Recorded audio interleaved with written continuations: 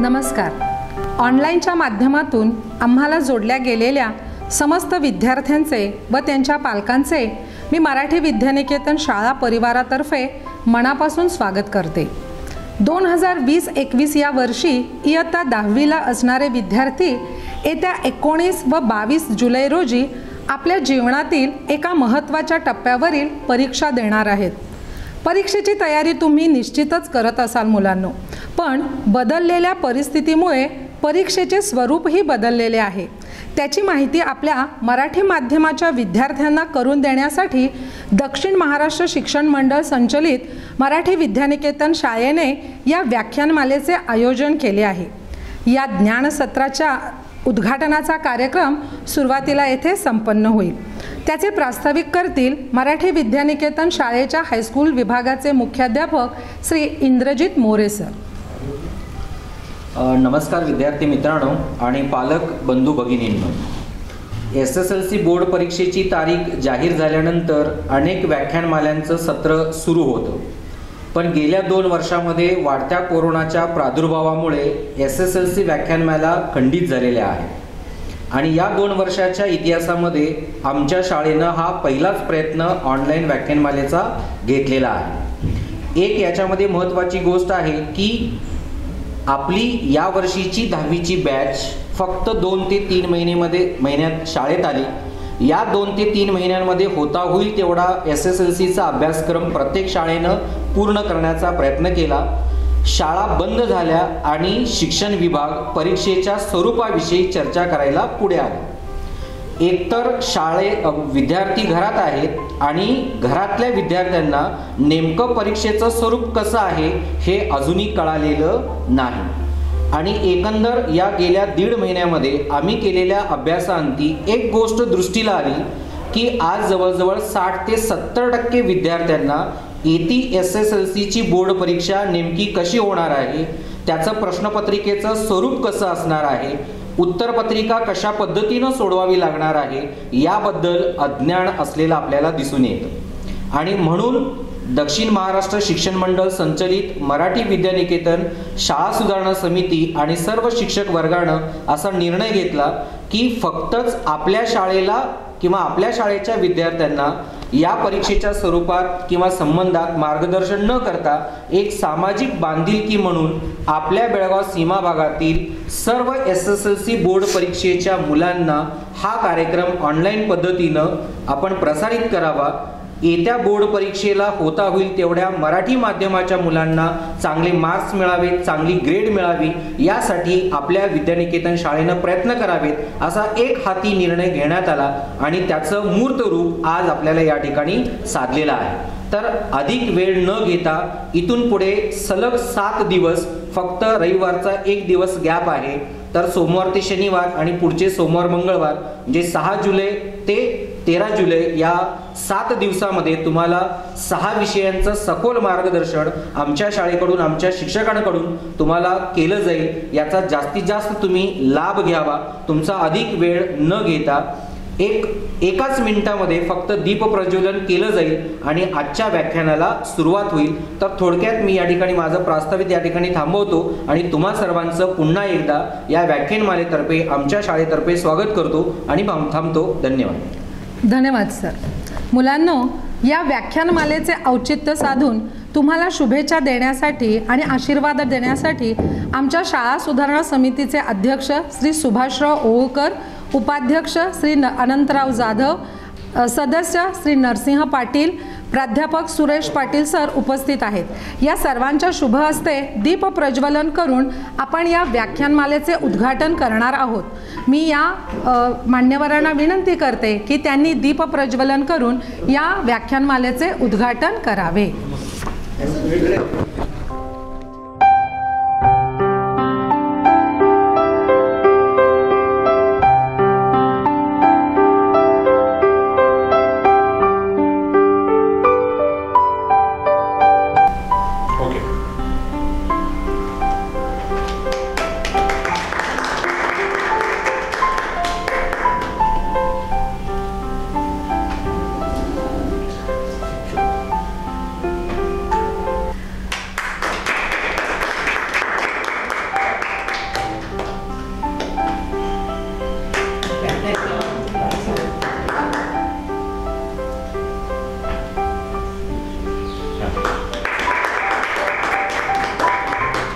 या दीप प्रज्वलनातून आम्हाला हाच संदेश द्यायचा आहे की अंधाराचे राज्य केवढे असते, तर जोपर्यंत तेथे प्रकाश नसतो तोपर्यंतच त्याचे राज्य असते.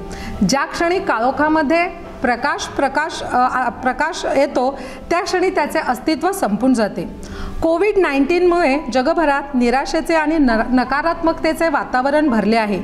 ते या ज्ञानाच्या प्रकाशाने दूर करण्याचा हा छोटासा प्रयत्न. नकारात्मक दृष्टिकोन हा पंक्चर झालेल्या टायरसारखा असतो मुलांनो.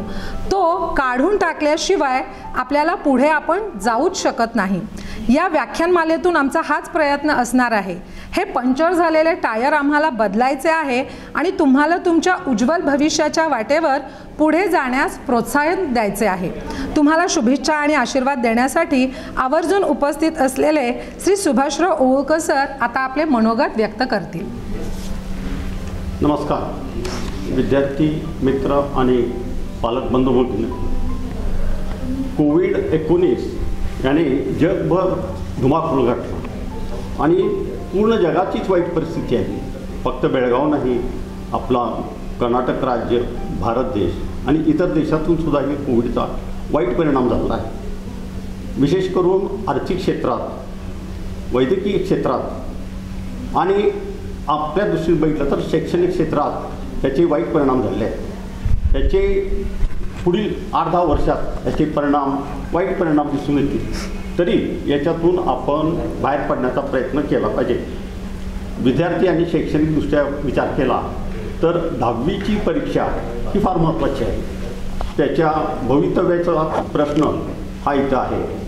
म्हणून कर्नाटक सरकारने आणि विशेष करून शिक्षण विभागाने हे एक धाडसी पाऊल त्या कोविडमध्ये सुद्धा उचललेलं आहे आणि 10वीची परीक्षा घ्यायची ठरवली. मग 10वीची परीक्षा घ्यायची ठरवल्यानंतर कोविडचे नियम सांभाळून ही परीक्षा घेतली पाहिजे. त्यासाठी त्यांनी 2 दिवसातच ही परीक्षा घेणार आहेत आणि सिस्टमॅटिक घेणार आहेत, अगदी नियमाला धरून. आणि खरोखर चांगला त्यांचा प्रयत्न आहे. तर ह्या धाडसी निर्णयाला विद्यार्थी, पालक, शिक्षक आणि सर्व संस्था चालकांनी आणि सर्व जनतेने याला पूर्ण पाठिंबा दिलं पाहिजे आणि सहकार्य दिलं पाहिजे असं माझं मत आहे.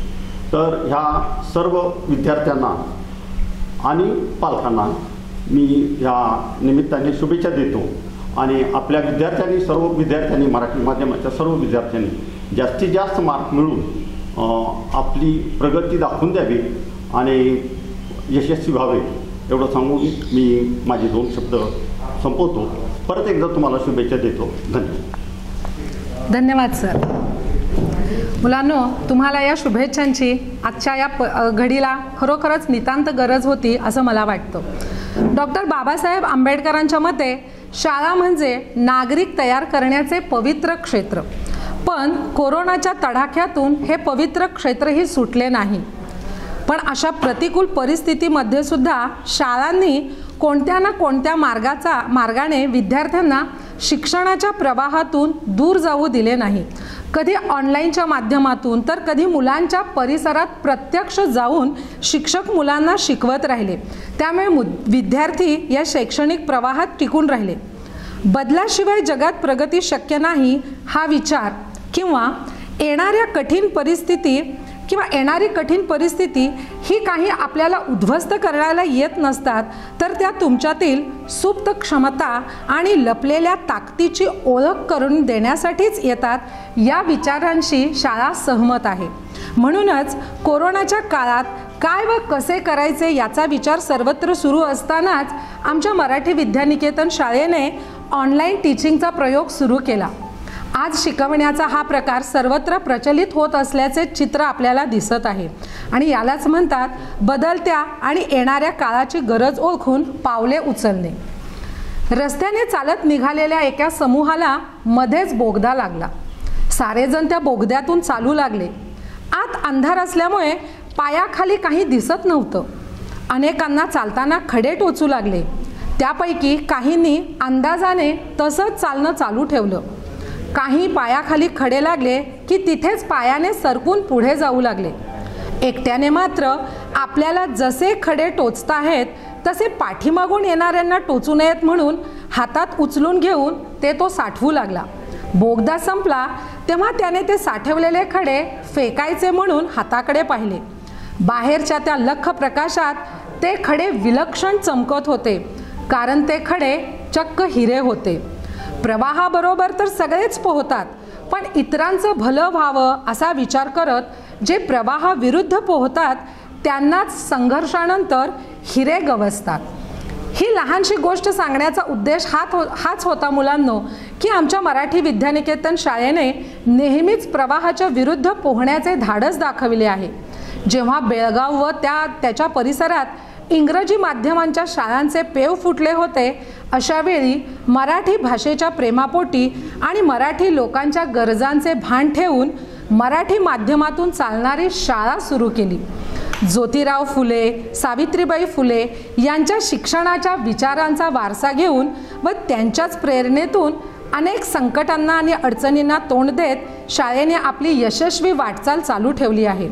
त्यातून शाळेने हेच दाखवून दिले आहे की जगातील सर्वात उत्तुंग यश त्यांनाच मिळते ज्यांना ते यश मिळविण्याची अजिबात शक्यता नसताना देखील त्यांनी ते यश मिळविण्यासाठी अथक व सातत्यपूर्ण प्रयत्न सुरूच ठेवले आणि यश खेचून आणले.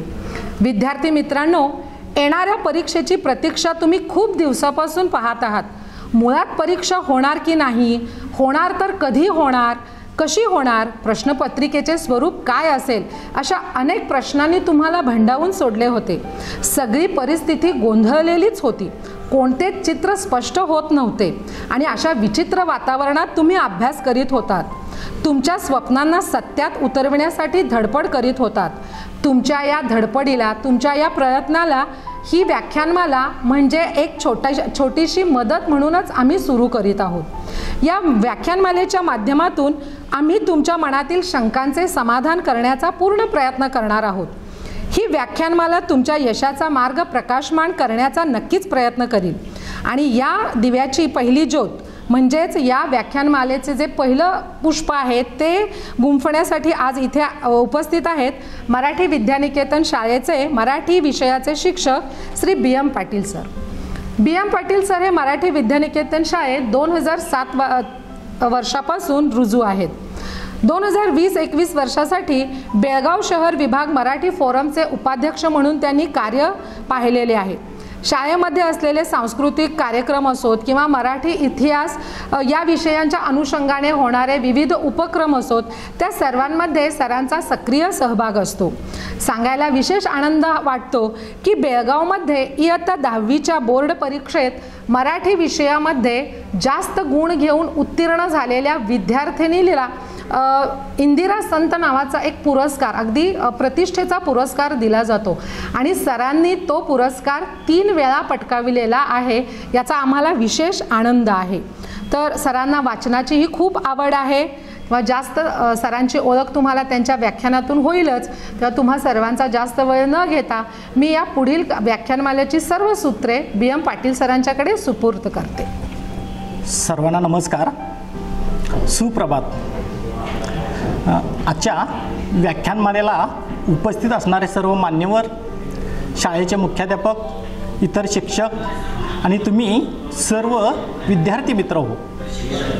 तर या 2021च्या 10वीच्या बोर्ड परीक्षेसाठी आपण सर्वजण उत्सुक झालेला आहात. गेली 1.5 वर्ष कोरोना महामारीमुळे परीक्षेचा जो गोंधळ निर्माण झालेला आहे, परीक्षेमध्ये जो संभ्रम निर्माण झालेला आहे आणि विद्यार्थीच नव्हे तर काही शिक्षकांना सुद्धा अजून परीक्षेचं पूर्ण स्वरूप लक्षात आलेलं नाही. विद्यार्थी मित्रांनो, दरवर्षी शहर भागामध्ये किंवा अनेक या भागामध्ये 10वीसाठी व्याख्यानमाला होत असायच्या, पण यावर्षी अशा व्याख्यानमालासुद्धा झालेला नाही आणि त्यामुळं विद्यार्थी वर्ग थोडासा संभ्रमात असलेला आम्हाला दिसून आला.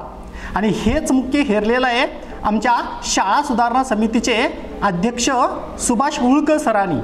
सरांचं आम्हाला नेहमीच प्रोत्साहन असतं. विद्यार्थी मित्रांनो, पाठीवरती हात ठेवून नुसतं लढ म्हणा ही कुसुमाग्रजांची कणा ही कविता तुम्हाला माहीतच आहे.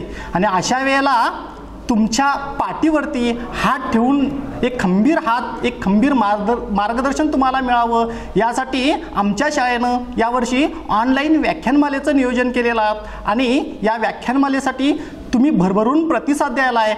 गेले 8 दिवस आम्हाला अनेक विद्यार्थ्यांचे फोन येत आहेत, अनेक शिक्षकांचे फोन येत आहेत आणि त्यामुळं खरोखर तुमचा चांगला प्रतिसाद मिळालेला आहे. आम्हाला नक्कीच विश्वास आहे की ही व्याख्यानमाला तुमच्या ज्ञानामध्ये एक चांगलं भर घालील. या व्याख्यानमालेचा येत्या परीक्षेला तुम्हाला चांगला फायदा होईल आणि त्यामुळं आता ही व्याख्यानमाला पुढच्या तासभराची मी मांडणी करत असताना तुम्हाला पुढच्या तासभराच्या मांडणीमध्ये मी काय सांगणार आहे हे अगदी एक मिनिटामध्ये तुम्हाला सांगतो.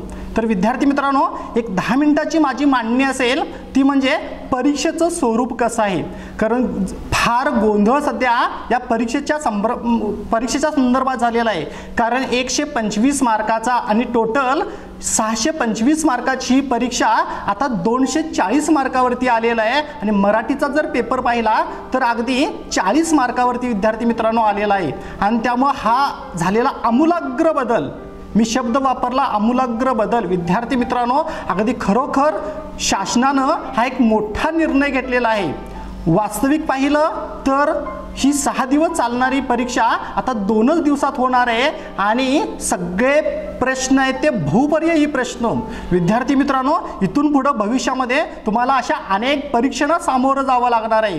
कारण का, KPSC असेल, MPSC परीक्षा असेल किंवा अनेक स्पर्धा परीक्षा ज्या होतात त्यामध्ये वस्तुनिष्ठता खूप महत्त्वाची असते आणि त्यामुळं विद्यार्थी मित्रांनो तुमचं ज्ञान हे वस्तुनिष्ठ असायला पाहिजेत, ज्ञान हे परिपूर्ण असायला पाहिजेत आणि त्यामुळंच शासनानं हा मोठा निर्णय घेतलेला आहे. कारण होऊ घातलेल्या परीक्षेमध्ये तुम्हाला मूलभूत ज्ञान किती मिळालेलं आहे, या परीक्षेमध्ये तुम्ही कोणते गुण अवगत केलेला आहे हे शासनानं या परीक्षेमधून पाहायचं ठरवलेलं असणार आणि त्यामुळेच ही परीक्षा अगदी थोडक्यात 40 गुणांचा हा पेपर ठेवलेला आहे. आणि त्यामुळे विद्यार्थी मित्रांनो माझी जी मांडणी आहे ती प्रश्नपत्रिकेचं स्वरूप, मराठी विषयाचे संविधान तक्ता ज्याला आपण नील नक्षा म्हणतो आणि इंग्लिशमध्ये त्याला ब्ल्यू प्रिंट असं म्हणतात, तो नील नक्षा मी तुम्हाला 5 मिनिटांमध्ये समजावून सांगेन आणि त्यानंतर पेपर नेमका कसा सोडवावा हे 5 मिनिटांमध्ये सांगेन.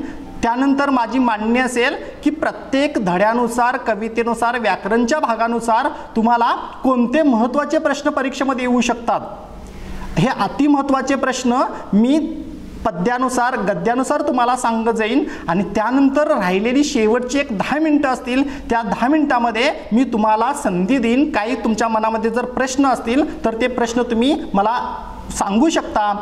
त्यानंतर सुद्धा वेळ पुरला नाही तर माझा व्हॉट्सअप नंबर तुम्हाला देईन. मराठी संदर्भात तुमची काहीही शंका असेल, परीक्षेसंदर्भात काहीही गोंधळ असेल तर तुम्ही सांगू शकता. आणि त्यामुळे विद्यार्थी मित्रांनो पुढच्या 1 तासाच्या मांडणीचं मी नियोजन सांगितलेलं आहे.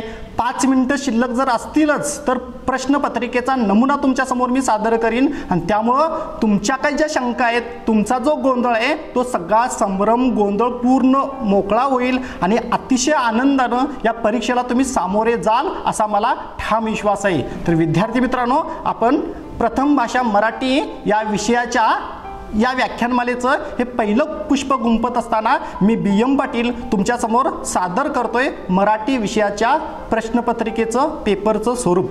तर विद्यार्थी मित्रांनो, आपली जी परीक्षा आहे यावर्षीची ही 22/7ला, मराठीचा जो पेपर आहे तो 22 जुलैला आहे आणि मराठी, इंग्रजी आणि कन्नड असा 3 विषयाचा एकत्रित पेपर असणार आहे.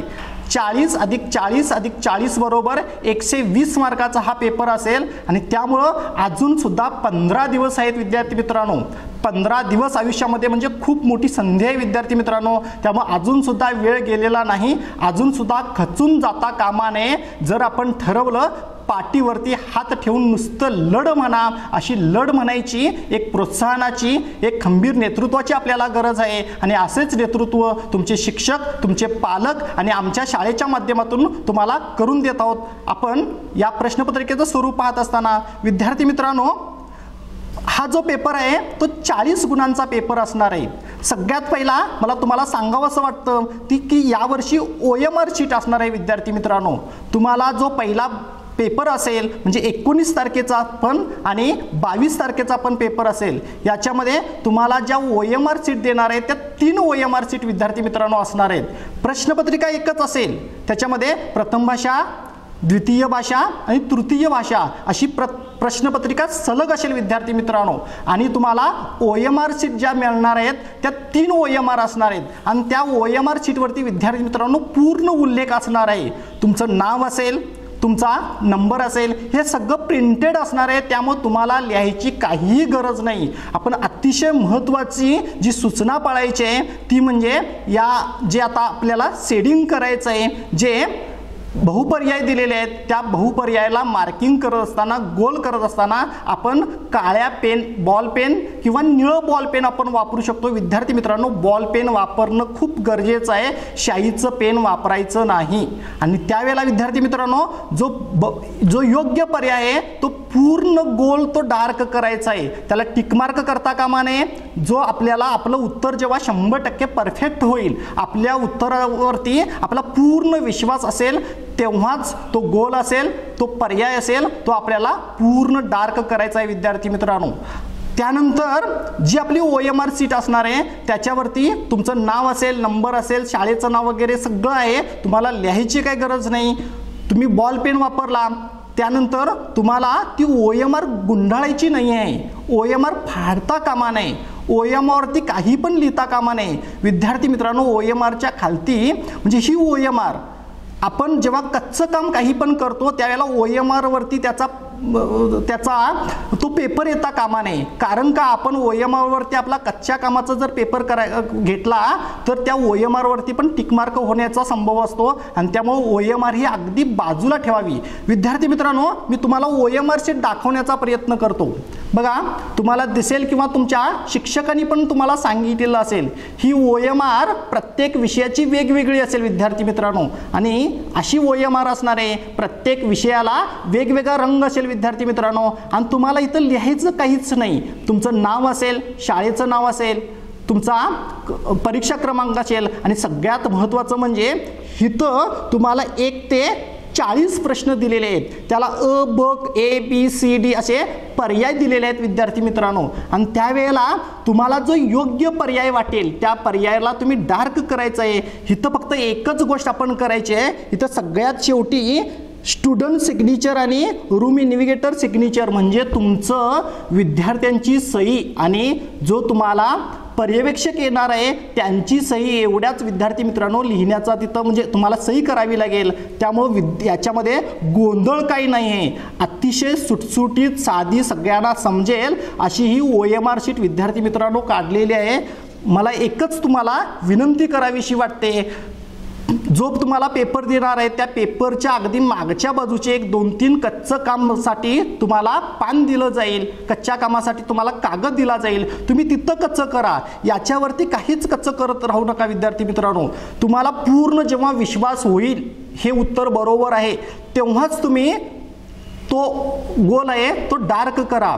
विद्यार्थी मित्रांनो, आपल्याला इथं वेळ भरपूर आहे, पण आपण असं समजता कामा नये अगदी 10 मिनिटामध्ये पण पेपर होऊ शकतो. पण विद्यार्थी मित्रांनो, कुठल्याही गोष्टीमध्ये उतावीळ होता कामा नये. कारण तुम्हाला माहीतच आहेत, मराठीमध्ये अनेक म्हणी आहेत. आपण उतावीळ नवरा गुडघ्याला बाशिंग वगैरे आपण म्हणत असतो, किंवा अतिघाई स्मशानात नाही मसनात नाही असं म्हणतात. त्यामुळे घाई गडबड गोंधळ करता कामा नये. इथं तुम्हाला लिहायचं काही नाही, फक्त तुम्हाला गोल करायचं आहे. आणि त्यावेळेला विद्यार्थी मित्रांनो वेळ खूप आहे. खरं तर 40 मार्कासाठी तुम्हाला 1 तास आहे विद्यार्थी मित्रांनो. प्रत्येक प्रश्नाला तुम्हाला अर्धा मिनिट मिळणार आहे. आणि त्यामुळे अतिघाई करता कामा नये. जो ठरलेला वेळ आहे तेवढा वेळ त्या प्रश्नाला द्यायलाच पाहिजे विद्यार्थी मित्रांनो. तुम्हाला जेवढे येतात तेवढे सलग प्रश्न तुम्ही सोडवून घ्या. जेव्हा उत्तर परफेक्ट तुम्हाला समजेल, तुमची खात्री बसेल, तेव्हा तुम्ही टिक मार्क करा, तेव्हा तुम्ही त्याला डार्क करा. आणि विद्यार्थी मित्रांनो, त्यानंतर एखादा प्रश्न राहिला असेल तर राहू दे, त्याच्यावरती तुम्ही वेळ घालवायला जाऊ नका. समजा तुम्ही मराठीचा पेपर 40 मिनिटामध्ये 45 मिनिटामध्ये सोडवला, त्यानंतर दुसरा पेपर घ्या, तो पेपर सोडवा, तो 40 मिनिटामध्ये किंवा 1 तास जाईल. तिसरा पेपर घ्या आणि शेवटी तुम्हाला 10-15 मिनिटं उरत असतात. त्यावेळेला राहिलेल्या प्रश्नाकडे विद्यार्थी मित्रांनो बघा, उगाच राहिलेल्या प्रश्नाकडं असा वेळ घालत राहू नका. वेळ खूप आहे म्हणून अतिघाई पण करू नका. आणि त्यामुळं काटेकोर नियोजन विद्यार्थी मित्रांनो खूप महत्त्वाचं आहे. तर विद्यार्थी मित्रांनो, तुम्हाला OMR बद्दल काय शंका असेल तर तुमच्या शिक्षकांना पण तुम्ही विचारू शकता. अतिशय सोपी OMR आहे, तुम्हाला याबद्दल घाबरण्याची काहीच गरज नाही. महत्त्वाचं म्हणजे विद्यार्थ्यांनो काय झालेलं आहे बघा, हे 40 जे गुण दिलेले आहेत, या 40 गुणांची विभागणी म्हणजेच नील नक्षा, त्यालाच ब्ल्यू प्रिंट म्हणतात. ती ब्ल्यू प्रिंट तुम्हाला मी समजून सांगण्याचा प्रयत्न करतो. बघा विद्यार्थी मित्रांनो, प्रश्नपत्रिका खूप सोपी असणार म्हणजे विद्यार्थी मित्रांनो, कारण का मी सांगितलेलं आहे, कारण पर्याय आहेत ते त्याच्या खालतीच आहेत, बहुपर्याय दिलेले आहेत, त्यामुळे तुम्हाला सोपी वाटण्याचा म्हणजे एक संभव असतो. पण विद्यार्थी मित्रांनो, या आशेवरती राहू नका. सोपेपणा हा 50% असेल, त्यानंतर 30% थोडे साधारण प्रश्न असतील, पण 20% तर कठीण प्रश्न हे येणारच विद्यार्थी मित्रांनो. त्यामुळे या परीक्षेला एवढं पण अगदी हलकं फुलक्या पद्धतीनं सामोरे जाऊ नका, तर तयारी ही करायलाच पाहिजेत. आव्हानात्मक प्रश्न हे विद्यार्थी मित्रांनो असणारच. प्रत्येक पाठामध्ये, कवितेमध्ये किंवा व्याकरणच्या भागामध्ये असे काही प्रश्न आहेत, असे आव्हानात्मक प्रश्न असतात. तुम्हाला असं वाटणार की जे 4 पर्याय दिलेले आहेत ते 4ही पण बरोबर वाटणार विद्यार्थी मित्रांनो. त्याच्यामध्ये 2 खूप अगदी तुम्हाला खूप जवळचे वाटतील, पण विद्यार्थी मित्रांनो शेवटच्या क्षणाला तुम्हाला एक पर्याय निवडायचा आहे. त्यामुळं खूप महत्त्वाचं हे तुमच्यासमोर असणारं आव्हान आहे. त्यामुळं या परीक्षेला सोप्या पद्धतीनं सामोरे जात असताना तयारी ही असायलाच पाहिजेत, तुम्ही अभ्यासा करायलाच पाहिजेत. आणि त्यामुळे विद्यार्थी मित्रांनो, ब्ल्यू प्रिंट सांगत असताना, नील नक्षा सांगत असताना 40 गुणांची विभागणी कशी केली आहे ते मी थोडक्यात मांडणी करीन. तर गद्य भागाला जे 15 गुण दिलेले आहेत, त्या गद्य भागामध्ये जे 9 धडे दिलेले आहेत, त्याच्यामध्ये अनंत शक्ती परमेश्वरू यासाठी 1 गुण विद्यार्थी मित्रांनो दिलेला आहे. विद्यार्थ्यांनो, जागृत व्हा हा बाबासाहेब आंबेडकरांचा पाठ आहे, त्याच्यासाठी पण 1 गुण दिलेला आहे विद्यार्थी मित्रांनो. नोकर छे मालक हा जो पाठ आहे, यासाठी 2 प्रश्न असतील याच्यावरती, म्हणजे 2 गुणासाठी दिलेले आहेत. त्यानंतर जपानी स्त्री हा जो पाठ आहे, याच्यावरती पण विद्यार्थी मित्रांनो 2 गुण दिलेले आहेत. मेळघाटाचे शिल्पकार याच्यासाठी पण 2 गुण दिलेले आहेत. वाटणी हा जो पाठ आहे, ही जी कथा आहे, याच्यासाठी पण मित्रांनो 2 गुण दिलेले आहेत. क्रांतिज्योती सावित्रीबाई हे जे नाट्य आहे, याच्यासाठी पण 2 गुण दिलेले आहेत. आई समजून घेताना हा उत्तम कांबळेंचा पाठ आहे, याला विद्यार्थी मित्रांनो 1 गुण दिलेले आहे. आणि शेवटचा म्हणजे 9वा जो धडा यावर्षीचा आहे, तो स्वरगंगा, यासाठी 2 गुण दिलेले आहेत. असे विद्यार्थी मित्रांनो गद्य भागातील 15 गुण, 15 प्रश्न तुम्हाला असणार आहेत. याच्या आधी जे स्वरूप होतं 125 मार्काचं म्हणजे 100 मार्काचा जो पेपर होता, त्यावेळेला विद्यार्थी मित्रांनो 34 गुण होते, आणि आता 15 गुणामध्ये हा पेपर बसवलेला आहे. म्हणजे आव्हानात्मक प्रश्न हे असणारच, परीक्षेला एवढंही सोपं समजू नये. त्यानंतर विद्यार्थी मित्रांनो, जो पद्य भाग आहे, त्या पद्य भागाची नील नक्षा ब्ल्यू प्रिंट करत असताना पहिलं तोगे काऊ कोकताय ही ज्ञानेश्वरांची पहिलीच विरहिणी आहे, यासाठी 1 गुण मित्रांनो दिलेला आहे. रुक्मिणीचे श्रीकृष्णाच पत्र, याला विद्यार्थी मित्रांनो 2 गुण दिलेले आहेत. भला जन्म ही जी कविता आहे, ही जी लावणी आहे, याच्यासाठी 2 गुण आहेत.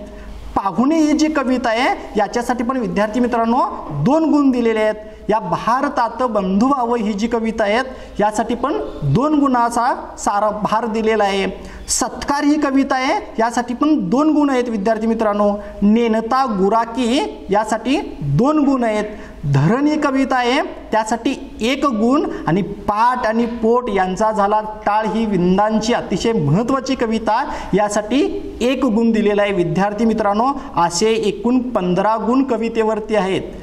महत्त्वाची गोष्ट सांगायची म्हणजे यामध्ये बदल होऊ शकतो. जो पेपर सेटर असेल त्यानं किती प्रमाणात वेटेज दिलेलं आहे हे पण महत्त्वाचं, पण जो आपल्याला एक असा नील नक्षा दिलेला आहे, सांगितलेला आहे, त्यानुसार असा भारांश असू शकतो, असा भार असू शकतो. त्यामुळे विद्यार्थी मित्रांनो थोडाफार याच्यामध्ये बदल होण्याचा संभव आहे. आता व्याकरणमधला भाग काय बघा, जुन्या अभ्यासक्रमानुसार या पद्य भागामध्ये 33 प्रश्न विद्यार्थी मित्रांनो होते, 33 मार्कासाठी होते आणि व्याकरणला सुद्धा 33 मार्काचं व्याकरण होतं. आणि आता मात्र 10 मार्कामध्ये हा व्याकरणचा भाग पूर्ण बसवलेला आहे. मग हे 10 मार्क कोणते असणार? बराचसा भाग याच्यातून कट केलेला आहे. जे आहे तो अतिशय महत्त्वाचा भाग दिलेला आहे. व्याकरणचे प्रश्न हे खूप आव्हानात्मक असणार आहे, विचार करण्यासारखा असणार आहे, अभ्यासू प्रश्न असणार आहे. आणि त्यामुळे विद्यार्थी मित्रांनो, जो संधीचा प्रकार आहे या संधीसाठी 1 गुण असेल. विभक्ती प्रत्यय तुम्हाला माहीतच आहे, याच्यासाठी 1 गुण असेल. प्रयोग तुम्हाला माहीतच आहेत, याच्यासाठी 1 गुण आहे मित्रांनो. काळ जे आहेत 3 काळ, याला 1 गुणाचा भारांश दिलेला आहे. म्हण आहे, तुम्हाला म्हणी अनेक माहीत आहेत विद्यार्थी मित्रांनो, म्हणीसाठी 1 गुण, समासाला 1 गुण, शब्द समूहासाठी 1 शब्द, याला पण 1 गुण दिलेला आहे विद्यार्थी मित्रांनो. आणि शब्दांच्या जाती हा जो प्रकार आहे याच्यासाठी पण 1 गुण दिलेला आहे.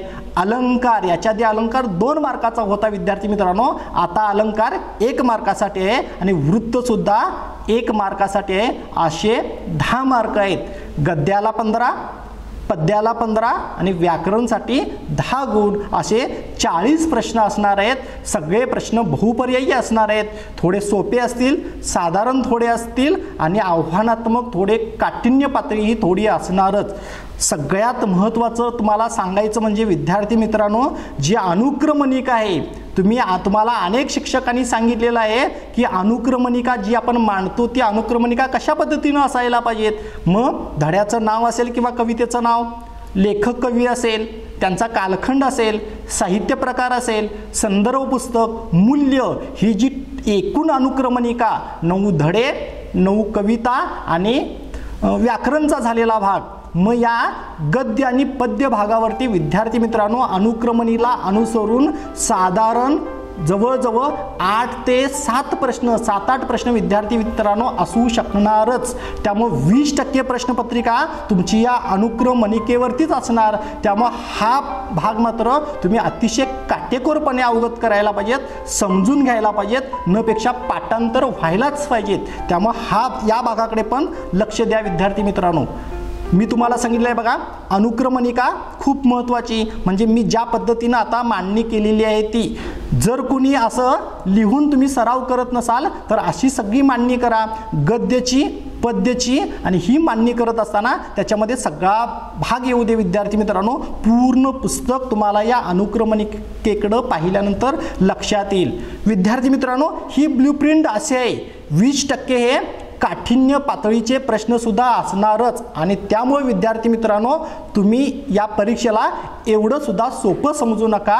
अभ्यास हा करावाच लागेल. 15 दिवस आहे, त्यामुळं झोकून अभ्यास हा करावाच लागेल. आणि महत्त्वाचं एक सांगायचं म्हणजे विद्यार्थी मित्रांनो, 100 पैकी 100 मार्क, 100% घ्यायची तुम्हाला खूप संधी आहे सगळ्या विषयातून. फक्त मराठीलाच नव्हे, मराठीला गेल्या वर्षी आमच्या शाळेच्या विद्यार्थीनं पैकीच्या पैकी मार्क मिळवलेले आहेत. तर विद्यार्थी मित्रांनो, यावेळेला तुम्हाला ही सुवर्ण संधी असेल. बदललेल्या अभ्यासक्रम किंवा बदललेला हा प्रश्नपत्रिकेचं स्वरूपचा तुम्हाला एक फायदा होणार आहे.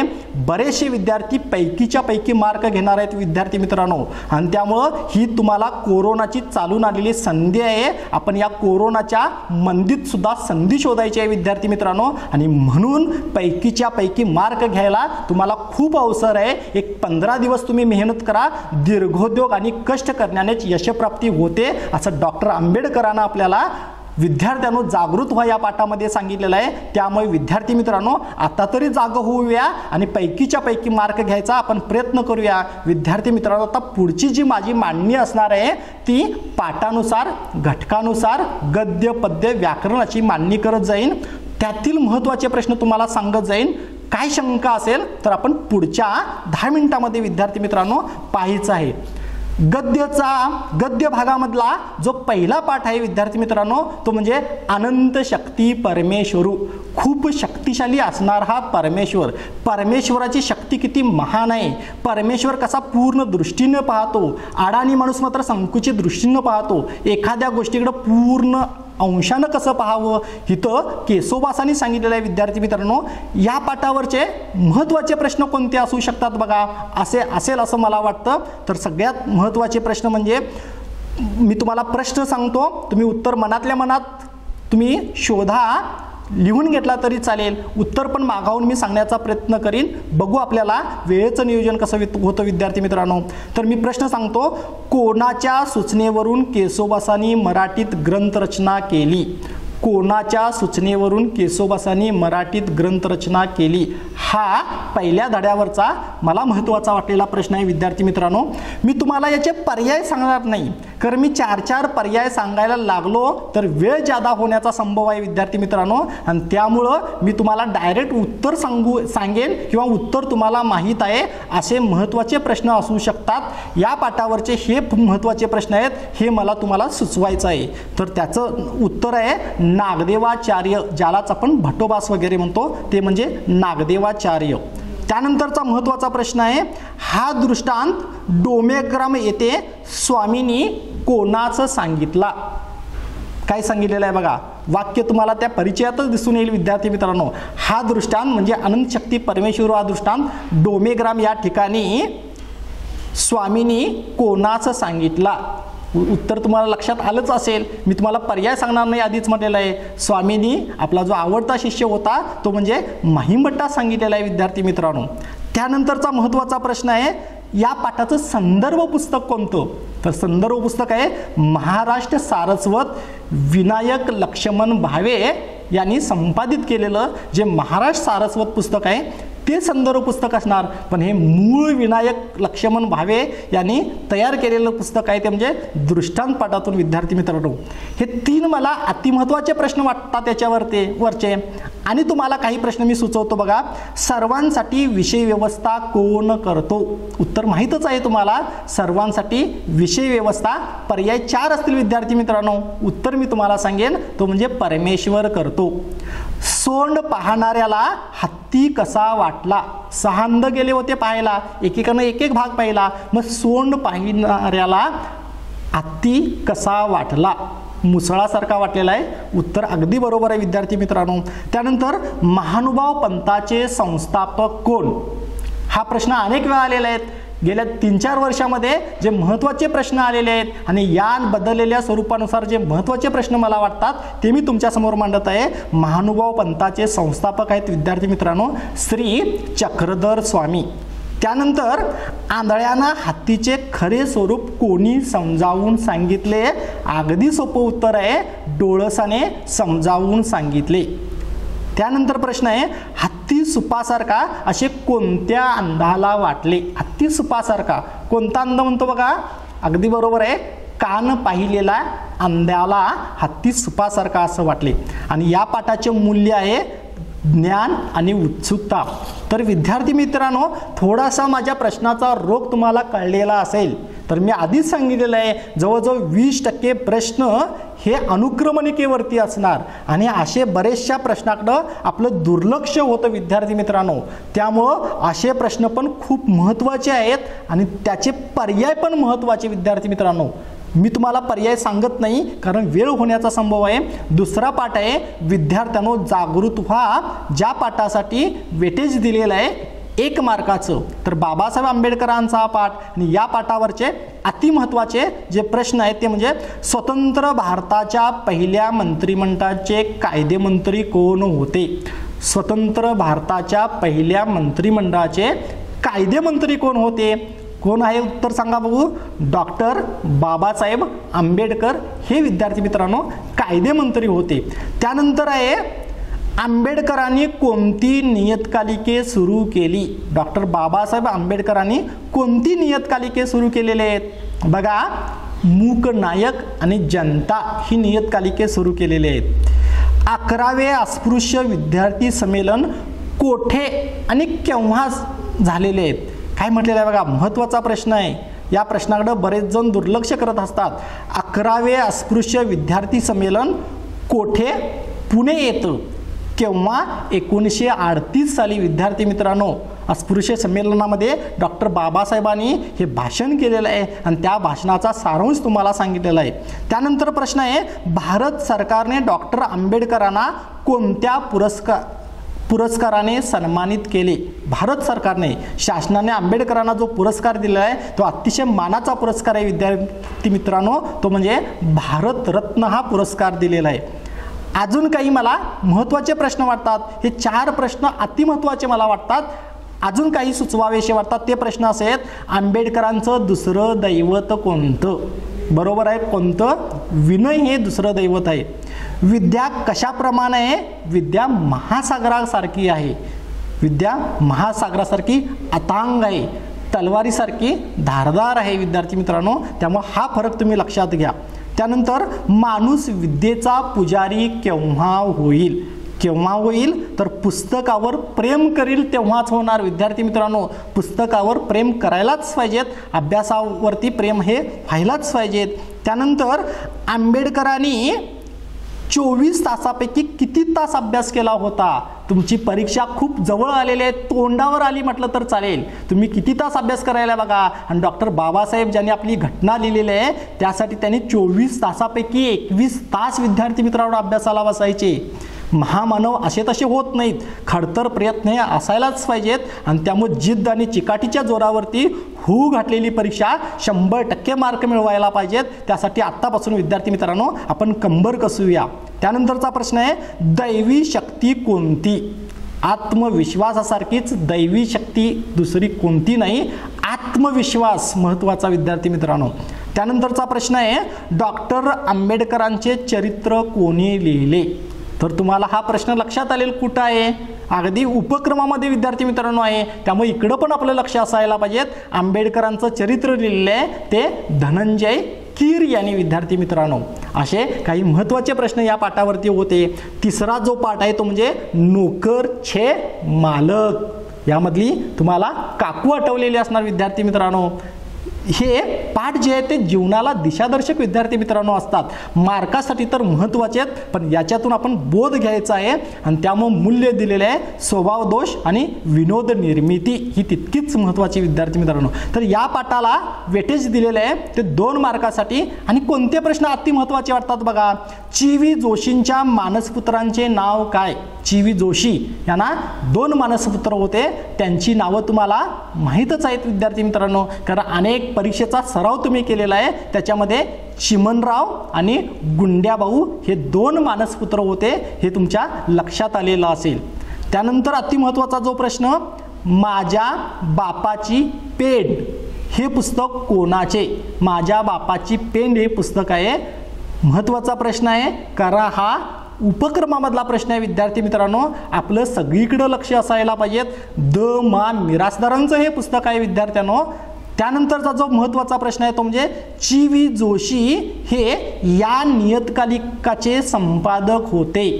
गोंधळात टाकणारा प्रश्न होतो, कारण समजा विद्यार्थी मित्रांनो आंबेडकरांची नियतकालिक पण दिली, ही पण नियतकालिक दिली तर आपला संभ्रम होतो. आणि अशासाठी आव्हानात्मक काही प्रश्न असतात. जोपर्यंत एखाद्या प्रश्नावरती 100% विश्वास बसत नाही तोपर्यंत आपण त्याला डार्क करता कामा नये. एकदा आपण डार्क केला, एकदा गोल आपण तो रंगवला की आपलं उत्तर संपलंच. नंतर जर असं वाटायला लागलं की हे आपलं चुकलेलं आहे, याच्यामध्ये बदल करायला पाहिजेत, विद्यार्थी मित्रांनो संधी हुकली.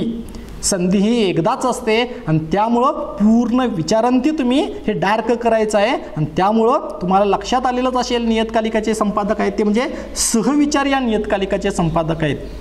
त्यानंतरचा अतिमहत्त्वाचा प्रश्न, बडोदा सरकारचे दप्तरदार कोण होते? कोण होते सांगा? ची.व्ही. जोशी हे बडोदा सरकारचे दप्तरदार होते.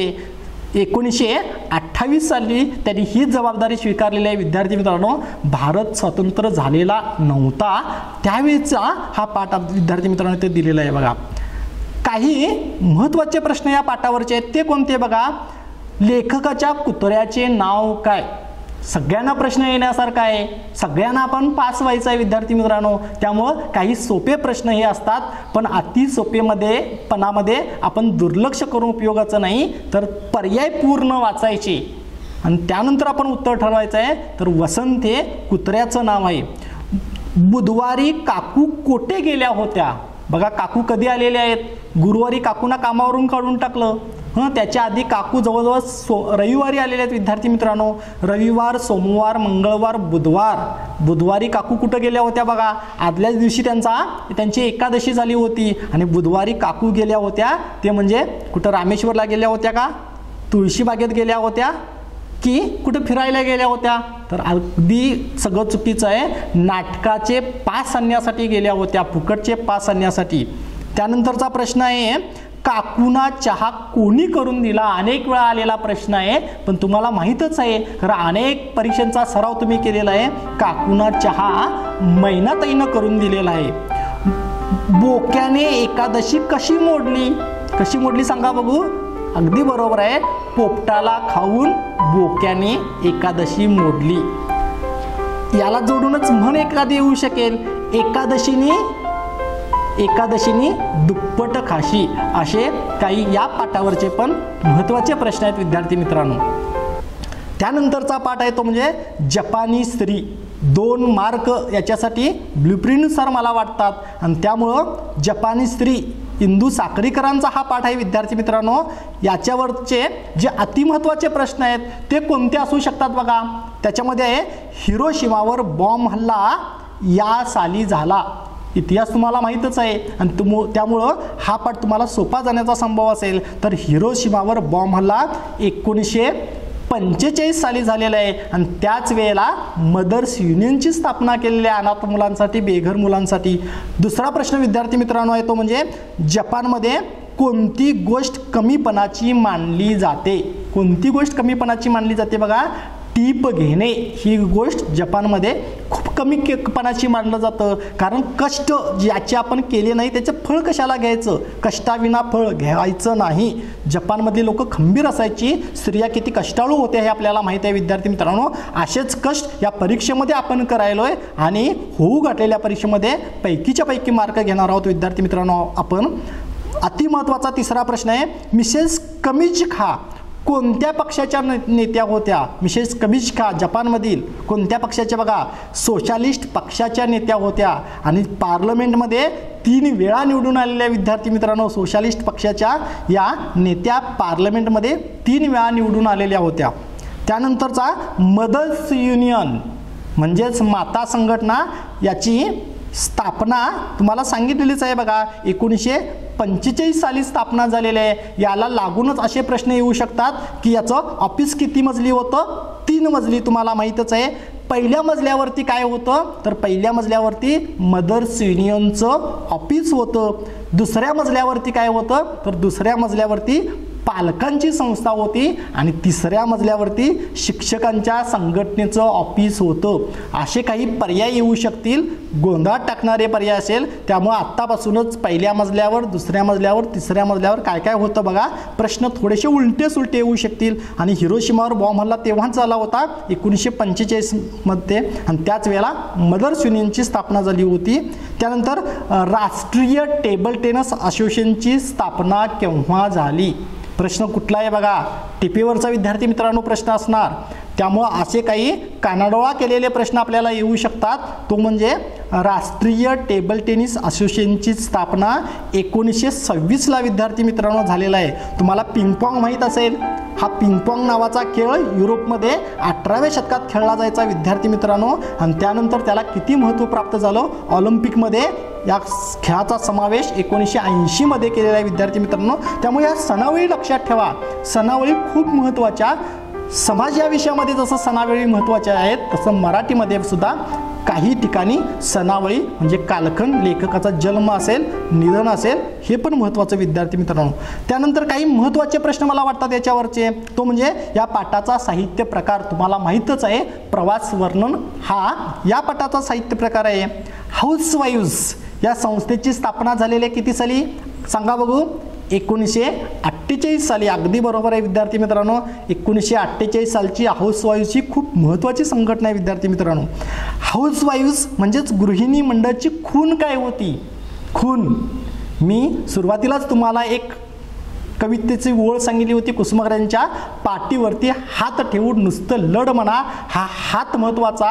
हा हात खंबीर असायला पाहिजेत, नेतृत्व खंबीर असायला पाहिजेत आणि म्हणून त्या स्त्रियांची खून होती. लाकडाचा मोठा हात. हात खूप महत्त्वाचा विद्यार्थी मित्रांनो, असा खंबीर पाठिंबा आपल्याला असायला पाहिजेत. त्यानंतरचा प्रश्न आहे हाऊसवाईव्ज म्हणजेच गृहिणी मंडळची स्थापना झालेली आहे 1948 साली. किती मजली इमारत होती बघा? 6 मजली इमारत होती. आणि 6 मजल्यामध्ये 5व्या मजल्यावरती काय होतं सांगा बघू? पर्यायामध्ये असू शकेल 5व्या मजल्यावरती नेमकं काय होतं? तर उत्तर आहे प्रयोगशाळा होती 5व्या मजल्यावरती. आणि देशभर किती शाखा होत्या बघा? 207 शाखा होत्या. आणि त्यामुळं या मंडळाचं जपानवरती चांगलं वर्चस्व होतं. सरकारसुद्धा या मंडळाला कापायचं आणि त्यामुळं हे मंडळ खूप महत्त्वाचं आहे विद्यार्थी मित्रांनो. त्यानंतर जपानी स्त्री कोणकोणत्या क्षेत्रात पुढारलेली आहे? सोपा प्रश्न आहे तसा. जपानी स्त्री कोणकोणत्या क्षेत्रात पुढारलेली आहे? तर आर्थिक, सामाजिक आणि राजकीय सर्व क्षेत्रे तिनं पादाक्रांत केलेले आहेत विद्यार्थी मित्रांनो. आर्थिक गणित तिच्याकडे आलेले आहेत, समाज क्षेत्रामध्ये ती सुद्धा पुढारलेली आहे आणि राजकीय म्हणजे राजकारणात सुद्धा ती पुढं आली. आणि जपानचा कायापालट झालेला आहे विद्यार्थी मित्रांनो. रसातळाला गेलेल्या दुसऱ्या महायुद्धातील जपान इतका पुढारलेला कसा? तर स्त्रियांचं नेतृत्व. स्त्रीनं जर ठरवलं, स्त्रीला जे आदिशक्ती म्हणतात विद्यार्थी मित्रांनो, ते यासाठीच. आणि त्यामुळे स्त्रीकडे एकदा नेतृत्व दिलं तर स्त्री ही कशी आकाशाला गवसणी घालते ते या पाठातून विद्यार्थी मित्रांनो आपल्याला दिसेल. त्यामुळे स्त्री संघटना खूप महत्त्वाच्या. त्यानंतरचा जो पाठ आहे तो म्हणजे मेळघाटाचे शिल्पकार. हा पाठ या पाठासाठी 2 मार्काचे किंवा 2 गुणांचे प्रश्न असू शकतील. यातील अतिमहत्त्वाचे जे प्रश्न आहेत विद्यार्थी मित्रांनो ते म्हणजे सातपुड्यातील कोणत्या भागात डॉक्टर कोल्हे दाम्पत्य कार्यरत होते? सातपुड्यातील डोंगररंगातील आदिवासी भाग जो होता कोणत्या भागामध्ये कार्यरत होते बघा? बैरागड हा भाग.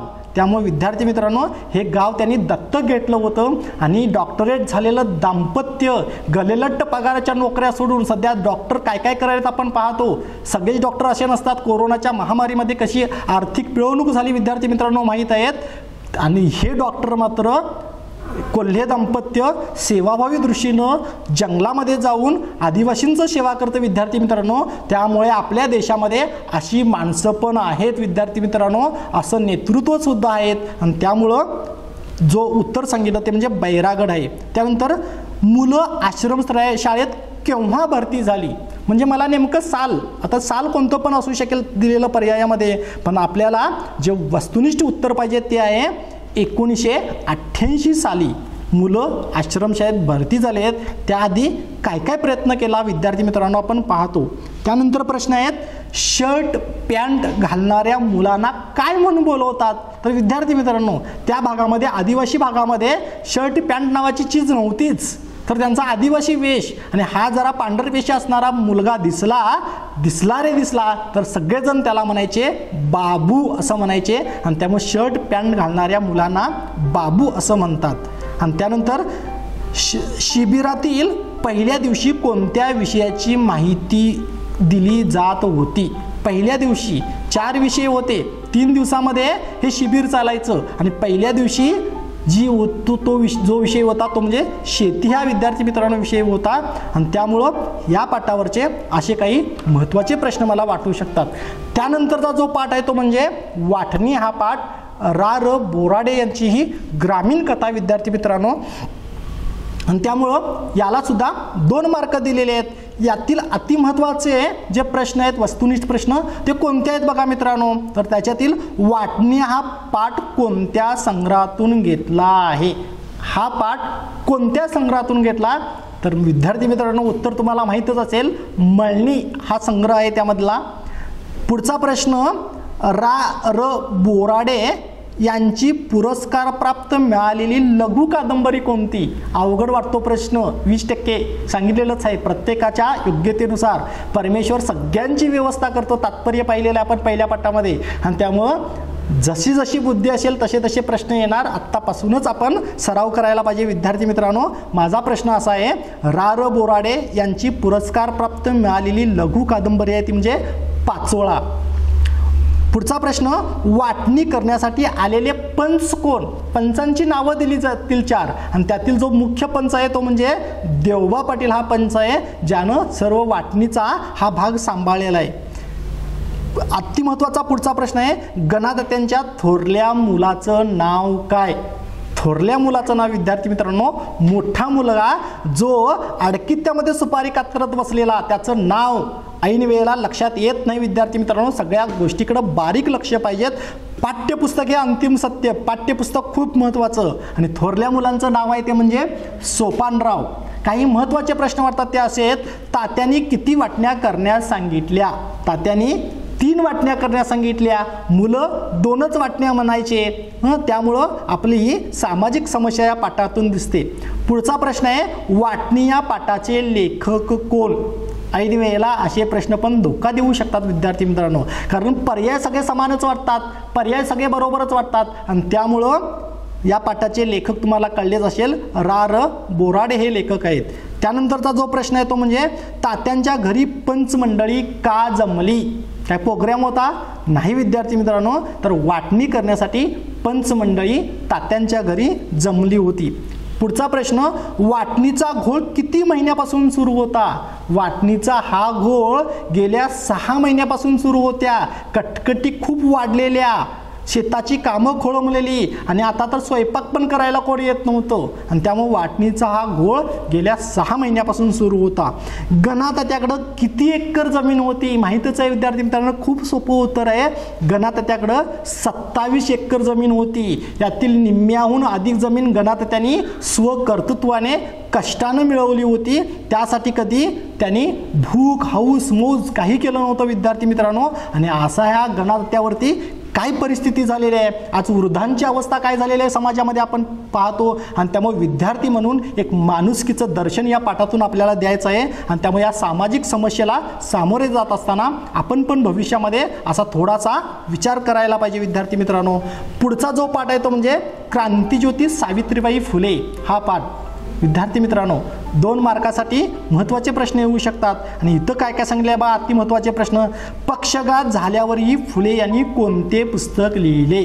पक्षघात झाल्यावर सुद्धा शरीराची उजवी बाजू लुळी पडलेली असून सुद्धा त्यांनी डाव्या हातानं जे पुस्तक लिहिलेलं आहे विद्यार्थी मित्रांनो, अति महत्त्वाचं पुस्तक आहे. बाई माणसाचं थोरवी सांगणारं जे पुस्तक आहे ते म्हणजे सार्वजनिक सत्यधर्म. फुले दाम्पत्यांनी काय केलेलं आहे विद्यार्थी मित्रांनो पहा, कोरोनामुळे आपण तेच भोगतो आहोत विद्यार्थी मित्रांनो. फुले शेवटच्या श्वासापर्यंत लिहित होते, जरी उजवी बाजू लुळी पडली तरी डाव्या हाताने पुस्तक लिहिलेलं आहे. सार्वजनिक सत्यधर्माने नंतरच श्वास सोडला विद्यार्थी मित्रांनो. अखेरचा श्वास हा त्या विद्येसाठी दिलेला आहे विद्यार्थी मित्रांनो. आणि म्हणूनच आज स्त्रिया बहुजनातील सगळी मुलं शिकायला लागली आणि हा विकास झालेला आहे. तो असा तसा झाला नाही, यासाठी मोठा त्याग अनेक जणांनी केलेला आहे. आणि त्याच्यामध्ये फुले दाम्पत्याचं महत्त्वाचं कार्य आहे मित्रांनो. पुढचा महत्त्वाचा प्रश्न कोणता आहे बघा, सुषमा देशपांडे यांनी बचत गटासाठी चालवलेल्या मासिकाचं नाव काय? लेखिका आहेत सुषमा देशपांडे यांनी. बचत गट ही संकल्पना 23 वर्षापासून जवळजवळ सुरू केली होती. आणि त्याच्यासाठी चालवलेले मासिक आहे ते म्हणजे मुक्ताईची पाऊलवाट. नाव लक्षात ठेवा, ऐन वेळेला घोटाळा होणारच, त्यामुळे मुक्ताईची पाऊलवाट. पुढचा अति महत्त्वाचा प्रश्न, सत्यशोधक समाजाची स्थापना महात्मा फुलेंनी केली आहे. ईश्वर सत्य नाही तर सत्य काय आहे, विद्या कशी महत्त्वाची आहे, विद्येविनं काय काय झालेलं आहे ते महात्मा फुलेंनी त्या छोट्याशा अखंडामध्ये सांगितलेलं आहे. आणि त्यासाठी सत्यशोधक समाज स्थापन केला होता, तो 1873ला सुरू केला होता. हिमालयाची सावली हे नाटक कोणी लिहिले? हिमालयाची सावली नाटक खूप गाजलेलं विद्यार्थी मित्रांनो. आणि असे हिमालय रूपी खंबीर नेतृत्व आपल्याला जेव्हा जेव्हा मिळतात तेव्हा तेव्हा आपण पुढे जात असतो. आणि हिमालयाची सावली हे वसंत कानेटकरांचं पुस्तक आहे, नाटक आहे. विद्यार्थी मित्रांनो, काही महत्त्वाचे प्रश्न आहेत ते बघा कोणते कोणते. तर त्याच्यामध्ये सावित्रीबाई ज्योतिरावांना कोणत्या नावाने संबोधत असत? त्यांचं आवडतं नाव होते, नवऱ्यानं ज्या आवडत्या नावानं हाक मारायच्या ते म्हणजे शेटजी, या प्रेमळ नावानं त्या हाक मारायच्या. पुढचा प्रश्न, सावित्रीबाईचा जन्म कोणत्या गावी झाला? तर नायगाव हे गाव आहे, नायगाव खेडेगावामध्ये त्यांचा जन्म झालेला आहे. सुषमा देशपांडे यांनी बचत गटाच्या संकल्पनेसाठी किती वर्ष कार्य केलेलं आहे? असं तसं होत नाही विद्यार्थी मित्रांनो. आपण 10-12 वर्ष अभ्यास करायला 10वीच्या परीक्षेसाठी. 10वीची ही परीक्षा बोर्ड परीक्षा खूप महत्त्वाची असते. हे आई वडिलांनी शिक्षकांनी सगळ्या पै पाहुण्यांनी आपल्याला सांगितलेलं असतं. 10 वर्ष 12 वर्ष एक तप विद्यार्थी मित्रांनो. आपण ज्या परीक्षेची वाट पाहिलोय ती परीक्षा अगदी 12 दिवसावरती आलेली आहे, 15 दिवसावरती आलेलं आहे. त्यामुळे असं तसं आपण परीक्षेला सामोरं जायचं नाही. आपण अति अभ्यासानं आपण खंबीरपणे त्या परीक्षेला सामोरं जायचं आहे. सुषमा देशपांडेंनी 23 वर्ष बचत गटासाठी काम केलेलं आहे विद्यार्थी मित्रांनो. सदाशिव गोवंडे कोठे राहत होते? सदाशिव गोवंडे भाऊजी असं म्हटलेलं आहे बघा, शब्द वापरलेला आहे. आणि नगरला गेले होते फुले, त्यांच्याकडे गेले होते, म्हणजे अहमदनगर इथं गेले होते. आणि तिथं ज्या मॅडम होत्या त्या फरार मुडूम असा शब्द विद्यार्थी मित्रांनो आलेला आहे बघा, त्यांच्याकडे गेलेला आहे त्या शाळेची माहिती काढायला. पुढचा प्रश्न आहे, आर्य महिला समाजाची स्थापना किती साली झाली? 1881 सुरू झालेला आहे विद्यार्थी मित्रांनो. 1881ला जे पंडिता रमाबाईनं सुरू केलेले आहे आणि त्यांना आज संस्कृत पंडिता वगैरे म्हटलं जायचं. विद्यार्थी मित्रांनो हा सगळा भाग तुम्हाला माहीत आहे.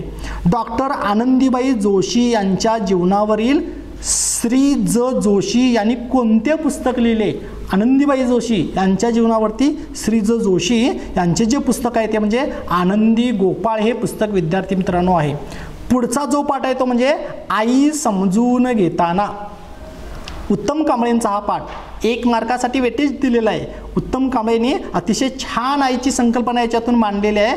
त्याचे काही महत्त्वाचे प्रश्न आहेत ते म्हणजे 7वी पास झाल्यावर उत्तम कांबळे पुढील शिक्षणासाठी कोणत्या गावी जाणार होते? 7वी पास आपल्याला सगळी घटना माहीत आहे, मी वेळ घालवत नाही विद्यार्थी मित्रांनो. आणि ते जाणार होते रायबाग इथं जाणार होते, चालत जाणार होते, डोक्यावरून ओझं घेऊन जाणार होते. राहण्याचा पोटा पाण्याचा प्रश्न नव्हता कारण सगळं मोफत मिळणार होतं. याच्यातून विद्यार्थी मित्रांनो ही माणसं घडलेली आहेत. सहजासहजी कोण मोठं होत नाही, मागं भरपूर मोठा त्याग असतो विद्यार्थ्यांनो. लेखकाला रोज किती भाकरी खायला मिळे? खूप खावीशी वाटायची कारण खमंग वास लेखकाला यायचा, भूक खूप लागलेली असायची, पण लेखकाच्या वाटणीला 1.5 भाकरी विद्यार्थी मित्रांनो असायची. लमान हे आत्मचरित्र कोणी लिहिले? अतिशय गाजलेलं लमान हे आत्मचरित्र आहे आणि ते डॉक्टर श्रीराम लागू यांनी लिहिलेलं आहे विद्यार्थी मित्रांनो.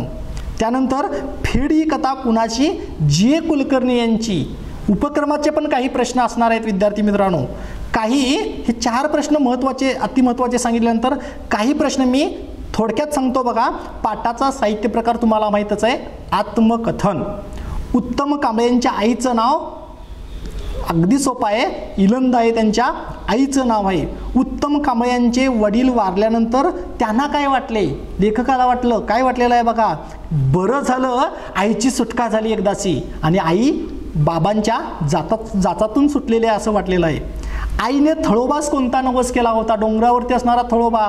आईने नवस केला होता, मुलाला यश दे, तुला नारळ देईन असा त्यांनी तो नवस केला होता. संध्याकाळी लेखकाने कोणती बातमी सांगितली? तर 7वीमध्ये प्रथम आल्याची बातमी संध्याकाळी सांगितली होती. पाठाचे मूल्य तुम्हाला माहीतच आहे, मातृमहिमा हे या पाठाचे मूल्य आहे विद्यार्थी मित्रांनो. लेखकास आईने कोणते नाव दिले? उत्तम हे नाव दिलेले आहे. उत्तम जगण्यासाठीच असं म्हटलेलं आहे बघा. उत्तम कांबळेंचे गाव टाकळीवाडी तुम्हाला माहीतच आहे, आईचे आहे ते शिरगुप्पी. भाकरी थापता थापता आईने लेखकास काय विचारले? का रे तुझ्या पुढच्या शिक्षणाला खूप खर्च येईल का? असा प्रश्न विचारलेला आहे बघा. त्यानंतरचा शेवटचा पाठ आहे तो म्हणजे स्वरगंगा. संध्या देशपांडे यांचा जो 2 मार्कासाठी दिलेले आहेत. बेळगावच्या या लेखिका साहित्यिका आहेत संध्या देशपांडे यांचा. आणि त्याच्यामध्ये अतिमहत्त्वाचे प्रश्न आहेत. धारवाडच्या राष्ट्रीय विद्यालयाचे मुख्याध्यापक कोण होते? तुम्हाला माहीतच आहेत, द रा बेंद्रे ज्यांना कन्नडमध्ये ज्ञानपीठ पारितोषिक मिळालेलं आहे विद्यार्थी मित्रांनो, ते धारवाडच्या राष्ट्रीय शाळेचे मुख्याध्यापक होते. गंगूबाईचा जन्म केव्हा झाला? साल सनावळी खूप महत्त्वाचा.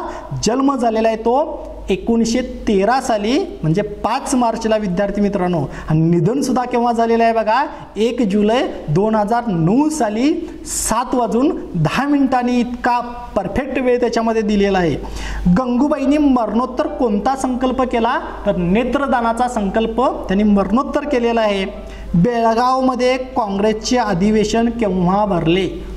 बेळगाव काँग्रेस अधिवेशन, काँग्रेसचं दरवर्षी अधिवेशन व्हायचं आणि बेळगावमध्ये उत्साह होता तो 1924 सालच्या अधिवेशनाचा. त्यामुळं 1924 हे उत्तर. आणि अध्यक्ष कोण होते बघा, महात्मा गांधी त्यावेळेला अध्यक्ष होते. गंगूबाईच्या मुलीचे नाव काय, ऐन वेळेला आपल्याला कोड्यात टाकणारा प्रश्न असतो. मुलीचे नाव आहे कृष्णा हे मुलीचे नाव आहे.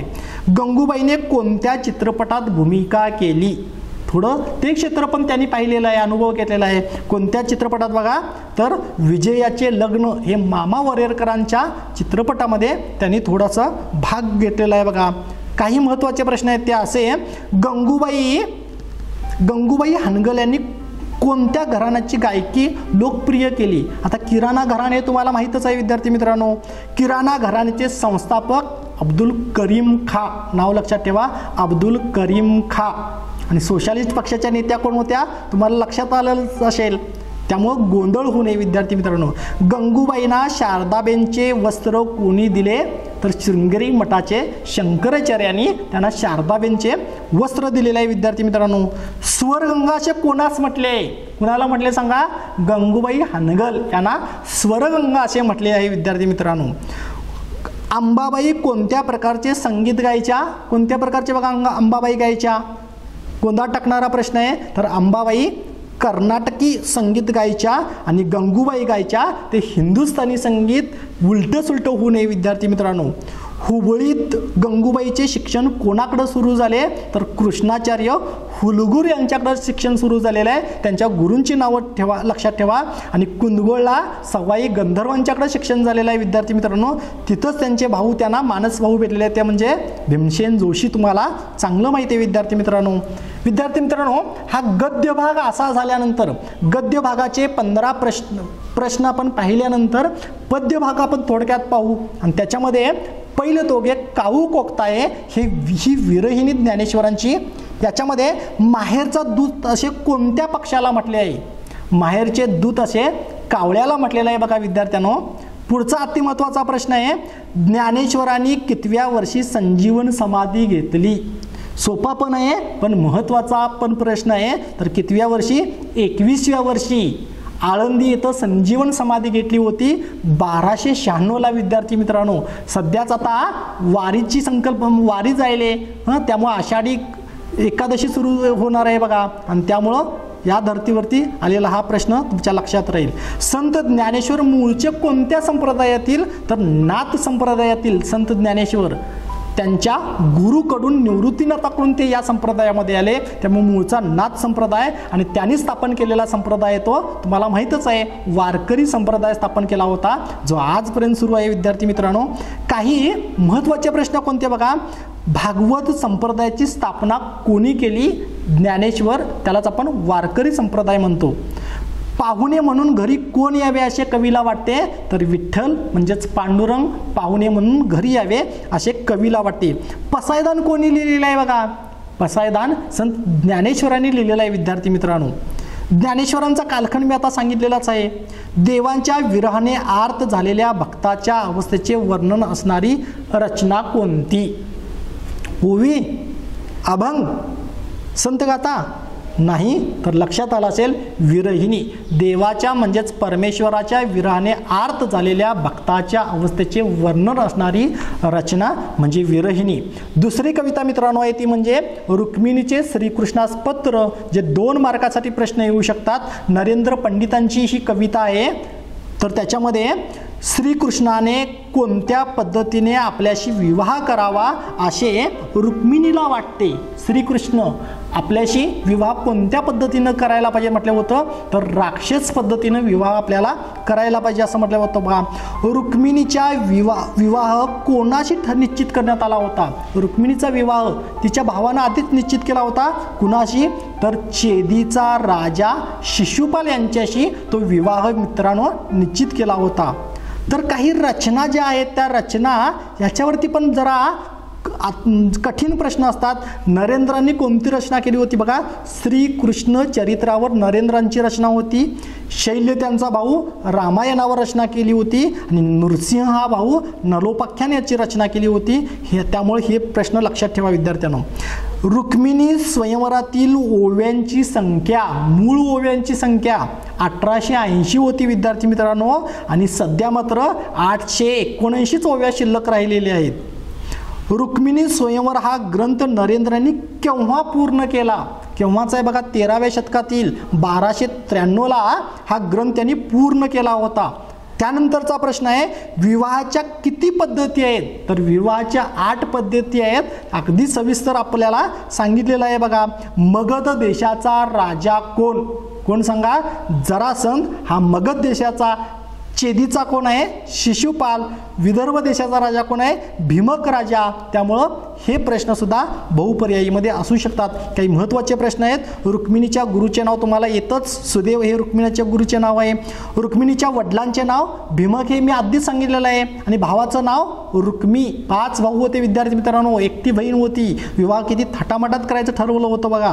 विदर्भ देशाच्या राजाचे नाव आताच सांगितलेलं आहे तुम्हाला. नरेंद्र कोणाच्या दरबारात कवी होते? कोणत्या? रामदेव रायांच्या दरबारामध्ये नरेंद्र कवी होते मित्रांनो. त्यानंतर शिव कोणाचे पाय नमितो? शिव श्रीकृष्णाचे पाय नमितो असं सांगितलेलं आहे. रुक्मिणी कोल्हा ही उपमा कुणाला दिलेली आहे रुक्मिणीनं? तर शिशुपालाला कोल्हा ही उपमा दिलेली आहे आणि श्रीकृष्णाला सिंह असं म्हटलेलं आहे. त्यामुळे हे पण लक्षात ठेवा. लग्नाआधी रुक्मिणी कोणाचे दर्शन घेण्यास जाणार होती? तर कुलदेवतेचे दर्शन घेण्यास जाणार होती. त्यामुळे काही महत्त्वाचे अतिमहत्त्वाचे प्रश्न सांगितलेले आहेत. भला जन्म हा ही आध्यात्मिक लावणी आहे विद्यार्थी मित्रांनो. 2 मार्कासाठी प्रश्न येऊ शकतात. याच्यामध्ये काही अतिमहत्त्वाचे प्रश्न ते असे आहेत. नवनीत हे पुस्तक कोणी संपादित केले? कठीण प्रश्न वाटतो आपल्याला, वाटणारच, अभ्यास महत्त्वाचाच. आणि त्यामुळं परशुराम गोडबोले यांनी नवनीत हे पुस्तक संपादित केले. राम जोशी कवीश्वर ही पदवी कोणी दिली रामजोशींना? तर रामजोशींना कवीश्वर ही पदवी दिलेली आहे कवी मोरोपंतांनी विद्यार्थी मित्रांनो. मोरोपंत रामाजीपंत पराडकर असं पूर्ण नाव आहे. तलवार हा शब्द कवीने कोणास उद्देशून वापरला आहे? तर तलवार हा शब्द नर देहाला उद्देशून वापरलेला आहे, हे लक्षात ठेवा. पुढीलपैकी होमामध्ये काय काय जाळत नाहीत?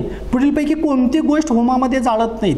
होमामध्ये जाळतात ते माहीत आहेत. त्याच्यामध्ये तीळ, तांदूळ, काजू, तूप काय जाळत नाही सांगा? अगदी बरोबर आहे, काजू जाळत नाहीत. त्यामुळं असे पण प्रश्न असू शकतील. काही महत्त्वाच्या प्रश्नामध्ये नर जन्मामध्ये नरा करून घे ही लावणी कोणी रचली? तर शाहीर राम जोशींनी नर जन्मामध्ये नरा करून घे ही लावणी रचलेली आहे. भगवंत भुकेला भक्तीचा पाहुणा ही ओळ कोणत्या कवितेतील आहे? भगवंत भुकेला भक्तीचा पाहुणा. पाहुणा असल्यामुळे पाहुण्या कवितेतील वाटण्याचा संभव आहे. तर ही ओळ भला जन्म हा या कवितेत आहे. हरीचे नाव कुठे असावे? घरात असावे? शेतात असावे? तर नाही, हरीचं नाव मनात असायला पाहिजे. दंड टिंब टिंब बंड माझविषयी मुंड मुणशी तपा. गाळांतर पण काही येऊ शकणार.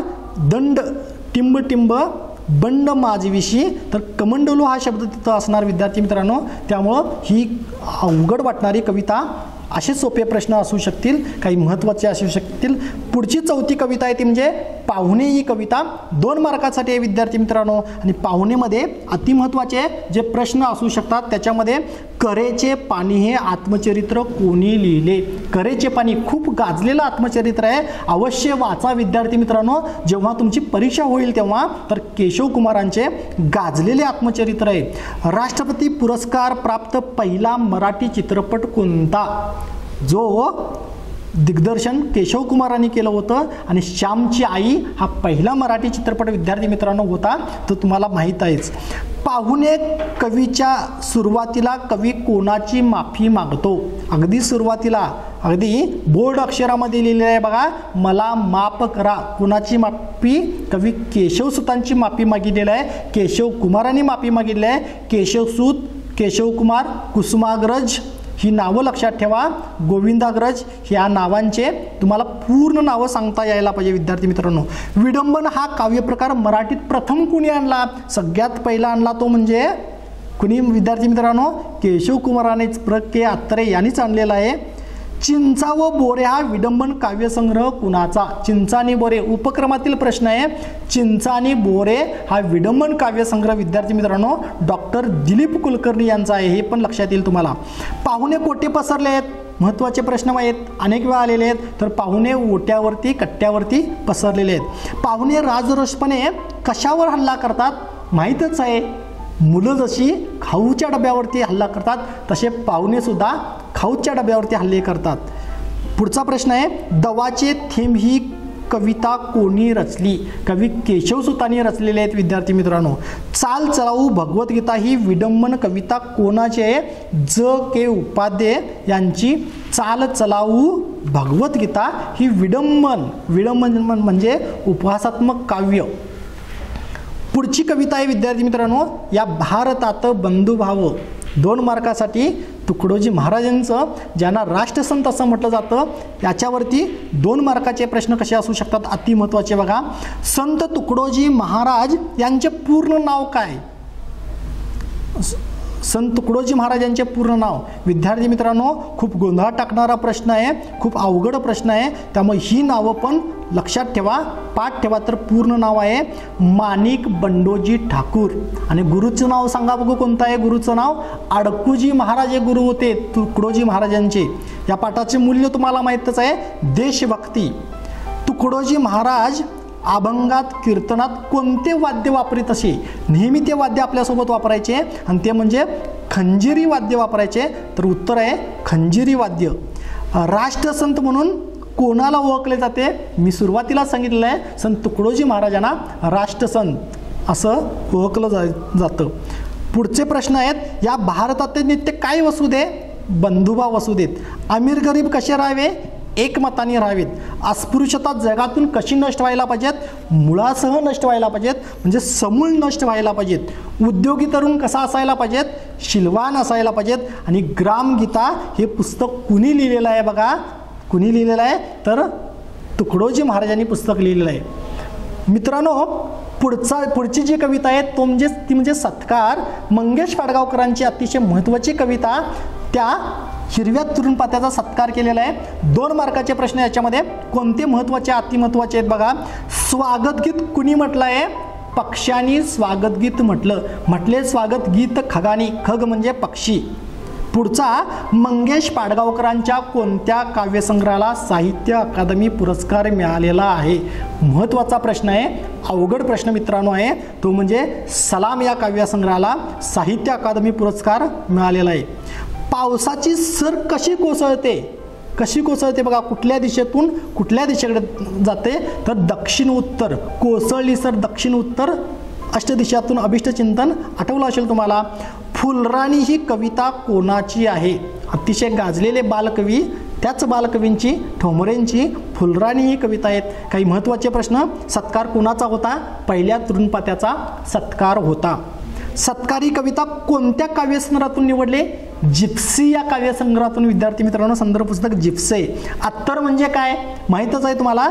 पहिल्या पावसातील मातीचा सुगंध आहे, त्याला अत्तर असं म्हणतात मित्रांनो. गुलाल कोणता होता? लाल मातीचा गुलाल होता. असे काही या कवितेवरचे प्रश्न आहेत. नेणता गुराकी ही कविता 2 मार्कासाठी इंद्रजित भालेरावांची आहे. याच्यातील काही अतिमहत्त्वाचे प्रश्न आहेत. पीक पाणी हा कविता संग्रह कोणी लिहिला? इंद्रजित भालेरावांचा पीक पाणी हा काव्यसंग्रह आहे. पावसाने झोडपल्यावर गुराकी कोठे उभा राहायचा? पाऊस जेव्हा धोधो यायचा, मुसळधार यायचा, गुराकी कुठं थांबायचा? गाईच्या पोटाखाली किंवा गुरांच्या पोटाखाली तो थांबायचा आसऱ्यासाठी. नेणता गुराकी ही कविता कोणाचा वारसा घेऊन आलेली आहे? कुणाचा वारसा बघा? खूप महत्त्वाचा प्रश्न, अवघड प्रश्न, काठिण्य पातळीतला प्रश्न आहे विद्यार्थी मित्रांनो. नेणता गुराकी ही कविता कोणाचा वारसा घेऊन आलेली आहे? तुकाराम आणि संत कबीर यांचा वारसा घेऊन आलेली ही नेणता गुराकी कविता आहे. काही महत्त्वाचे. गाई कोण हाकतो? नेणता गुराकी हा गाई हाकतो म्हटलेला आहे. त्यानंतर गुराक्याची फजिती पाहून माय काय करायची? तर माय काय करायची? फजितीच्या जात्यावरती ओव्या रचायची. या कवितेचे संदर्भ पुस्तक आम्ही काबाडाचे धनी. कष्टाशिवाय पर्याय नाही, ते पण या कवितेतून विद्यार्थी मित्रांनो सांगितले आहेत. होऊ घातलेली परीक्षा, तुमचे कष्ट सार्थकी लागणारच विद्यार्थी मित्रांनो. आत्मविश्वास हा असायलाच पाहिजेत. धरण कविता पुढची आहे, जी दया पवारांची आहे. महत्त्वाचे जे प्रश्न आहेत ते म्हणजे तान्हे लेकरू कोठे ठेवले आहे? सोपा पण प्रश्न आहे. पाठीखालती ठेवलेले आहेत बघा. दया पवारांचे पूर्ण नाव. खूप महत्त्वाचा प्रश्न विद्यार्थी मित्रांनो, गोंधळात टाकणारा प्रश्न आहे. दया पवार काही जणांना कवयित्री वाटू शकते, काही जणांना नाव असं सरळ आपलं जसं असतं तसं वाटू शकतं, पण विद्यार्थी मित्रांनो नेमकं तिथंच आपला गोंधळ होतो. म्हणून आव्हानात्मक प्रश्न आहे. दया पवारांचे पूर्ण नाव आहे दगडू मारुती पवार. तसंच विद्यार्थी मित्रांनो विंदांचं नाव सुद्धा लक्षात ठेवा, असंच आहे विंदांचं नाव पण. त्यानंतरचा प्रश्न आहे याहो सूर्यनारायणा ही कविता कोणी लिहिली? याहो सूर्यनारायणा महत्त्वाचा प्रश्न. इंदिरा संत बेळगावचे आहेत मित्रांनो, अनेक बेळगावशी संबंधित आहेत. संध्या देशपांडे बेळगावचे आहेत. बघा पुढचे प्रश्न. धरण कवितेतील स्त्री आपल्या पायाला काय बनते? झाडाची ओली पाने आपल्या पायाला बनते. वेल कोठे चढते? मांडवावर वेल चढते. ती स्त्री रान का धुंडाळते? तर घोटभर पाण्यासाठी ती स्त्री रान धुंडाळते असं सांगितलेलं आहे बघा. साखर कशामध्ये भरलेले आहे? तर ऊसाच्या पेरात साखर भरलेले आहे. ऊसाच्या प्रत्येक कांडीमध्ये साखर भरलेले आहे. आणि शेवटची कविता आहे ती म्हणजे पाट आणि पोट यांचा झाला टाळ. अतिशय महत्त्वाची कविता, पण 1 मार्काला आहे. जीवनाला सार्थ ठरवणारी ही कविता म्हणजे नवकाव्य आशय आणि अभिव्यक्ती याच्यामध्ये आमूलाग्र बदल, जसा परीक्षेमध्ये केलेला आहे बदल विद्यार्थी मित्रांनो, असा आमूलाग्र बदल होतो. आणि त्याचे महत्त्वाचे प्रश्न आहेत ते म्हणजे अभंगाचे बळ कसे आहे? अमर्याद अभंगाचे बळ आहे. पुढीलपैकी ज्ञानपीठ पुरस्कार प्राप्त साहित्यिक कोण? आता नावं कोणती पर्यायी असतील? तुम्हाला ज्ञानपीठ 1, 2, 3, 4 कुणाला मिळालेला आहे माहीत आहे, आणि त्यामुळं तुम्हाला खांडेकरांचं नाव आठवेल, कुसुमाग्रजांचं नाव आठवेल, विंदांचं नाव आठवेल किंवा भालचंद्र नेमाड्यांचं नाव आठवेल. त्यामुळं ही उत्तरं लक्षात ठेवा, म्हणजे पर्याय कसे पण येऊ देत विद्यार्थ्यांनो. जगातील एकमेव सत्य कोणते? जगातील एकमेव सत्य आहे भूक, हे एकमेव सत्य आहे. विंदांचे पूर्ण नाव मी आत्ताच सांगितलं होतं, तो गोविंद विनायक करंदीकर हे विंदांचं पूर्ण नाव आहे. भुकेलेली पोरे कशी धावतात? सैरावैरा भुकेलेली पोरे धावतात. विद्यार्थी मित्रांनो आपल्याला व्याकरणचे काही महत्त्वाचे प्रश्न पाहायचे आहेत बघा. आपल्याकडं वेळ फार कमी आहे. व्याकरणचे महत्त्वाचे प्रश्न तुम्हाला सांगत असताना संधी 1 मार्कासाठी आहे. आणि या संधीमध्ये दिगंबर या शब्दाची संधी अशी होते. पर्याय पण हवं तर सांगतो, पण वेळ जाईल विद्यार्थी मित्रांनो. दिक अधिक बर, दिग अधिक अंबर, दिक्क अधिक अंबर. तिसरा पर्याय महत्त्वाचा आहे, दिक अधिक अंबर संधीचा आहे. निरक्षर नि अधिक अक्षर विसर्ग संधी आहे विद्यार्थी मित्रांनो. विद्याधिकार विग्रह कसा बघा, विद्या अधिक अधिकार स्वर संधीसाठी आहे. त्यानंतर सद्गुण नेहमी आलेला प्रश्न, सदा अधिक गुण असं नाही, सद अधिक गुण हे पण नाही, सद अधिक गुण असं पण नाही, तर पर्याय आहे सत अधिक गुण व्यंजन संधी विद्यार्थी मित्रांनो. संधी म्हणजे काय? फायदा, साधने, सांधणे की साधन. संधी म्हणजे सांधणे असा होतो. सदाचार म्हणजे सत अधिक आचार व्यंजन संधी. यशोधन यश नंतर विसर्ग, यश अधिक धन, यशोधन विसर्ग संधी आहे मित्रांनो. मनोरंजन, मन अधिक रंजन विसर्ग संधी आहे. मन नंतर विसर्ग येणार विद्यार्थी मित्रांनो. संधीमध्ये तुम्हाला प्रकार माहीतच आहेत, स्वर संधी, व्यंजन संधी, विसर्ग संधी. विभक्ती प्रत्यय खूप महत्त्वाचे आहे आणि हे मार्क मिळतातच विद्यार्थी मित्रांनो. 8 विभक्ती प्रत्यय जे आहेत ते विभक्ती प्रत्यय पाठांतरच करायला पाहिजेत. पहिल्या विभक्ती प्रत्ययाला प्रत्यय नाही आहेत ते पण माहिती आहे बघा. षष्ठी विभक्तीचे प्रत्यय माहीतच आहेत, चाचीचे वगैरे असू शकतात. रमेश मुंबईहून आला, मुंबईहूनला अधोरेखित केलेला असणार. आणि मुंबईहूनला कोणती विभक्ती आहे? तर पंचमी विभक्ती. कशा पद्धतीनं प्रश्न असू शकतात हे मी सांगालोय. तृतीया विभक्तीचा प्रत्यय शब्द ओळखा. तृतीया विभक्ती रामाने, रामाचा, रामाला, रामाहून, तर तृतीयाचे नेश आहे त्यामुळं रामाने हा पर्याय खूप बरोबर आहे. विभक्तीचे एकूण प्रकार सांगितले 8. या 2 विभक्तीचे प्रत्यय सारखेच आहेत. द्वितीय आणि चतुर्थी, सला ते सला ना ते, या 2 विभक्तीचे प्रत्यय सारखेच आहेत. मी शाळेतून घरी आलो, मी शाळेतून अधोरेखित तून, शाळेतून विभक्ती पंचमी विभक्ती. आणि त्यानंतर कुठला आहे बघा, प्रथमा विभक्तीला प्रत्यय नाहीत. कोणत्या विभक्तीला प्रत्यय नाहीत तर प्रथमा विभक्तीला. त्यानंतर आहेत तो म्हणजे प्रयोग, कर्तरी कर्मणी भावे, कर्त्यानुसार क्रियापद बदलतं कर्तरी, कर्मानुसार बदलतं कर्मणी, आणि दोघांनुसार पण बदलत नाही. तृतीय पुरुषी जे अखंड राहतं ते म्हणजे भावे प्रयोग. याच्यामध्ये कोणते महत्त्वाचे प्रश्न आहेत, एक मार्कासाठी असणार. त्यामध्ये पक्षी आकाशात उडतात, पक्षी आकाशात उडतात. विद्यार्थी मित्रांनो, तो आकाशात उडतो, कर्ता बदलला, क्रियापद बदललं, त्यामुळे कर्तरी प्रयोग आहे. अक्का गंभीरच होत होती, प्रयोग ओळखा, अक्का गंभीरच होत होती, कर्तरी प्रयोग. मधुने आईस्क्रीम खाल्ला, मधुने आईस्क्रीम खाल्ला, कर्म बदलल्यानंतर क्रियापद बदलतं कर्मणी प्रयोग. शिक्षकांनी विद्यार्थ्यांना शिकवावे, भावे प्रयोग येतो विद्यार्थी मित्रांनो. धनुने मित्राला बोलावले, धनुने मित्राला बोलावले, भावे प्रयोग. कर्त्याच्या लिंग वचनानुसार जेव्हा क्रियापद बदलते तेव्हा कुठला प्रयोग होतो तर कर्तरी प्रयोग होतो विद्यार्थी मित्रांनो. असे काही महत्त्वाचे आहेत विद्यार्थी मित्रांनो. अनेक प्रश्न महत्त्वाचे मी काढलेले आहेत. वेळेच्या अभावी आपल्याला काही मोजकेच प्रश्न बघता येतील. पुढचा जो आहे तो म्हणजे काळ, आणि काळावरती तुम्हाला 3 भूतकाळ काळ माहीतच आहेत, त्याचे 4 पोट प्रकार. रियाने काकूना चहा करून दिला, रियाने काकूना चहा करून दिलेला आहे, भूतकाळ येणार नक्कीच. त्यानंतर माधवी नृत्य करत आहे, करत आहे, चालू आहे, म्हणजेच अपूर्ण वर्तमान काळ आहे विद्यार्थी मित्रांनो. तो अभ्यास करतो, साधा वर्तमान काळ आहे, काळ ओळखा, तो अभ्यास करतो, साधा वर्तमान काळ. तू मदत देशील तर मी आभारी होईन, तू मदत करशील तर मी आभारी होईन, कुठला भविष्य काळ आहे. कोल्हा निघून जाईल, पुढं भविष्य सांगितलेलं आहे म्हणजे भविष्य काळ. त्यानंतर मी पेपर लिहितो, साधा वर्तमान काळ.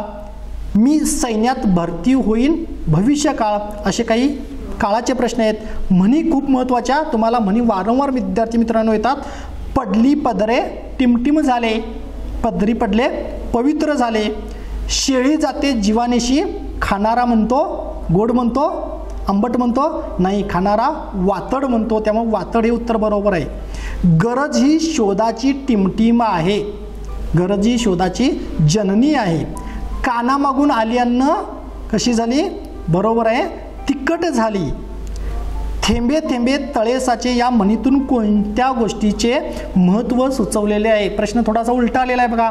थेंबे थेंबे तळे साचे या गोष्टीतून कोणत्या गोष्टीचे महत्त्व सांगितले या म्हणीतून, तर पाण्याचे महत्त्व सांगितले आहे, पैशाचे, परिश्रमाचे की बचतीचे, तर पर्याय आहे बचत कशी करायला पाहिजेत ते सांगितले बघा.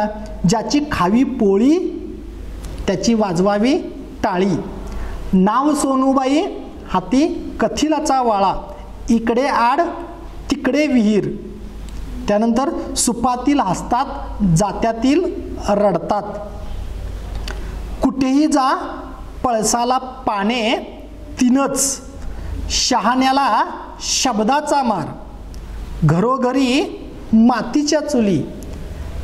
पै दक्षिणा लक्ष प्रदक्षिणा, अशी एक वेगळी म्हण आहे बघा. पै दक्षिणा लक्ष प्रदक्षिणा. त्यामुळं काही म्हणी अशा असू शकतात. तुम्हाला म्हणी वारंवार खूप येतात बघा. समास 1 मार्कासाठी आहे, आणि समासाचे 4 प्रकार. त्याच्यामध्ये क्षणाक्षणाला कोणता समास ओळखा, अव्ययभाव समास. पाला पाचोळा समास ओळखा, पाला पाचोळा वगैरे. समाहार द्वंद्व समास. पंचपाळ 5 पाळ्यांचा समूह, द्विगु समास. भाजीपाला द्वंद्व समास विद्यार्थी मित्रांनो. भाजीपाला व इतर वस्तू समाहार द्वंद्व समास असं येऊ शकतो. त्यानंतर दोन्ही पदे महत्त्वाची नसून तिसऱ्या पदाचाच बोध होत असेल तेव्हा बहुव्रीही समास होतो विद्यार्थी मित्रांनो. अगदी 5 मिनिटामध्ये आपण आवर्त घ्यायचा विद्यार्थी मित्रांनो. शब्दसमूहाला योग्य शब्द सुचवा. याच्यातील काही महत्त्वाचे प्रश्न आहेत, त्यामध्ये असे आहेत. जमीन व पाणी या दोन्ही ठिकाणी वावरणारे उभयचर, जमीन व पाणी या दोन्ही ठिकाणी वावरणारे उभयचर. माशासारखे डोळे असणारी मीनाक्षी, माशासारखे डोळे असणारी. कोणत्याही क्षेत्रात हळूहळू होणारा बदल म्हणजे उत्क्रांती. सावकाश होत जाणारा बदल उत्क्रांती, अचानक झालेला बदल क्रांती, जे आपल्या परीक्षेमध्ये झालेला आहे आमूलाग्र बदल क्रांती, सावकाश होणारा बदल उत्क्रांती. त्यानंतर आठवड्यातून एकदा प्रसिद्ध होणारे साप्ताहिक, आठवड्यातून एकदा साप्ताहिक.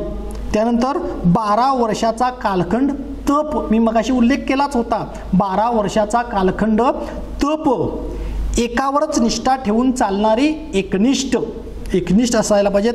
बालपणापासून वृद्धापर्यंत, आबाल वृद्ध, बालकापासून वृद्धापर्यंत मृत्यूवर विजय मिळवणारा मृत्युंजय, मृत्यूवर विजय मिळवणारा मृत्युंजय, श्रम न करता खाणारा ऐत खाऊ. त्यानंतर सावकाश होत जाणारा बदल आधीच सांगितलेला आहे उत्क्रांती. असे काही शब्दसमूह. शब्दांच्या जातीमध्ये खूप प्रकार आहेत विद्यार्थी मित्रांनो, आणि शब्दांच्या 8 जाती, प्रत्येकाच्या आणि पोट प्रकार येतात. काही बघा त्याच्यामध्ये विशेष नाम ओळखा, पर्वत, शिखर, हिमालय आणि गिरी. विशेष नाम आहे हिमालय.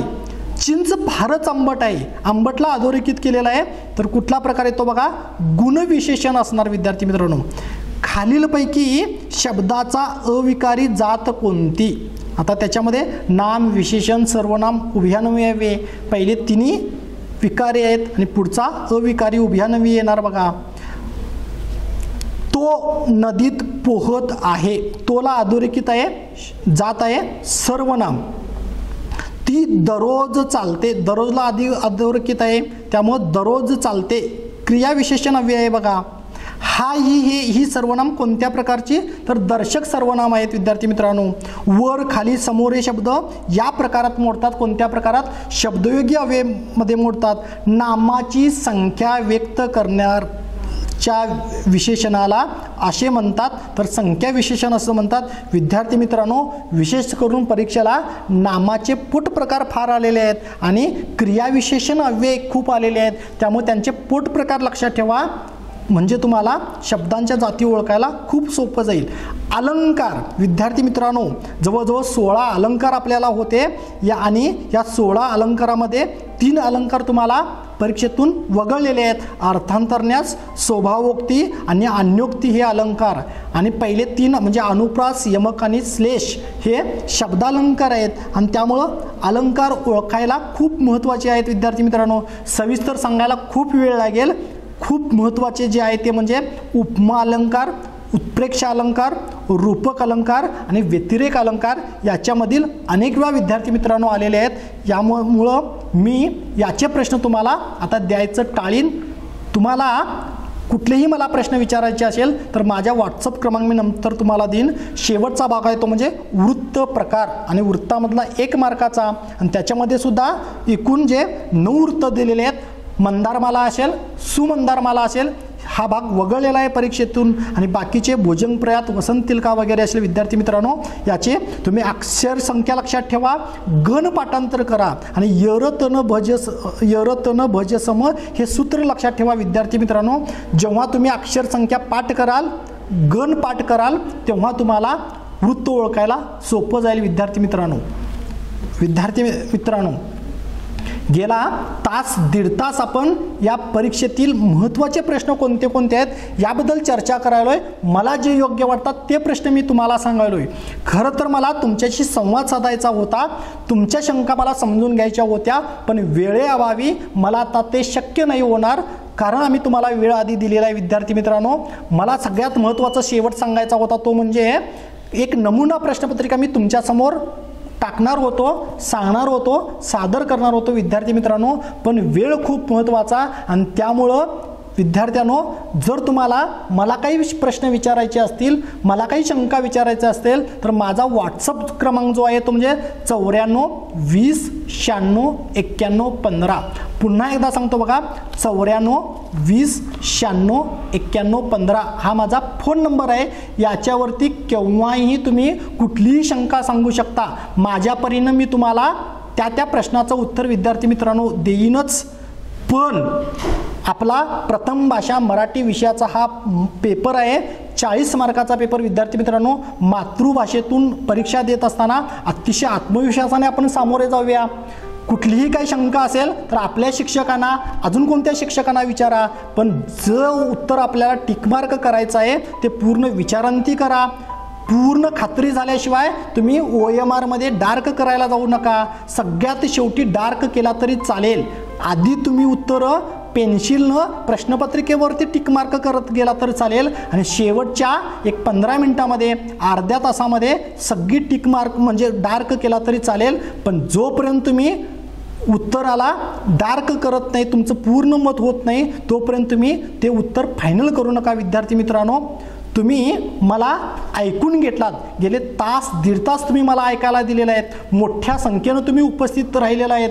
खरं तर हा आमचा पहिला प्रयत्न आहे ऑनलाईन व्याख्यानमाला, मुलांचा गोंधळ दूर करावा आणि म्हणून आमच्या शाळेनं हा उपक्रम हाती घेतलेला आहे. विद्यार्थी मित्रांनो, तुमचा भरभरून प्रतिसाद आहे, त्यामुळं मी तुमच्या पालकांचे, तुमच्या शाळेतील शिक्षकांचे सगळ्यांचे आभार मानतो. मला जर काही तुम्हाला प्रश्न विचारायचे असेल तर माझा 94 20 96 91 15 या व्हॉट्सअप क्रमांकावरती मला फोन करा. विद्यार्थी मित्रांनो, आज मी इथंच थांबतो. उद्याची दुसरं पुष्प गुंफणार आहे ते म्हणजे इंग्रजी विषयाचे लाड सर, आणि उद्याच्या इंग्रजी विषयासाठी तुम्ही आत्तापासूनच वेळ काढून ठेवा. विद्यार्थी मित्रांनो, आज जसा भरभरून प्रतिसाद दिला, तुमच्या मित्रांना पण सहभागी व्हायला सांगा. आणि याबद्दल पुन्हा एकदा शाळेच्या वतीनं, मुख्याध्यापकांच्या वतीनं, माझ्या वतीनं मी तुमचे आभार मानतो. होऊ घातलेल्या परीक्षेला तुम्हाला भरभरून शुभेच्छा देतो आणि विद्यार्थी मित्रांनो इथंच थांबतो. धन्यवाद.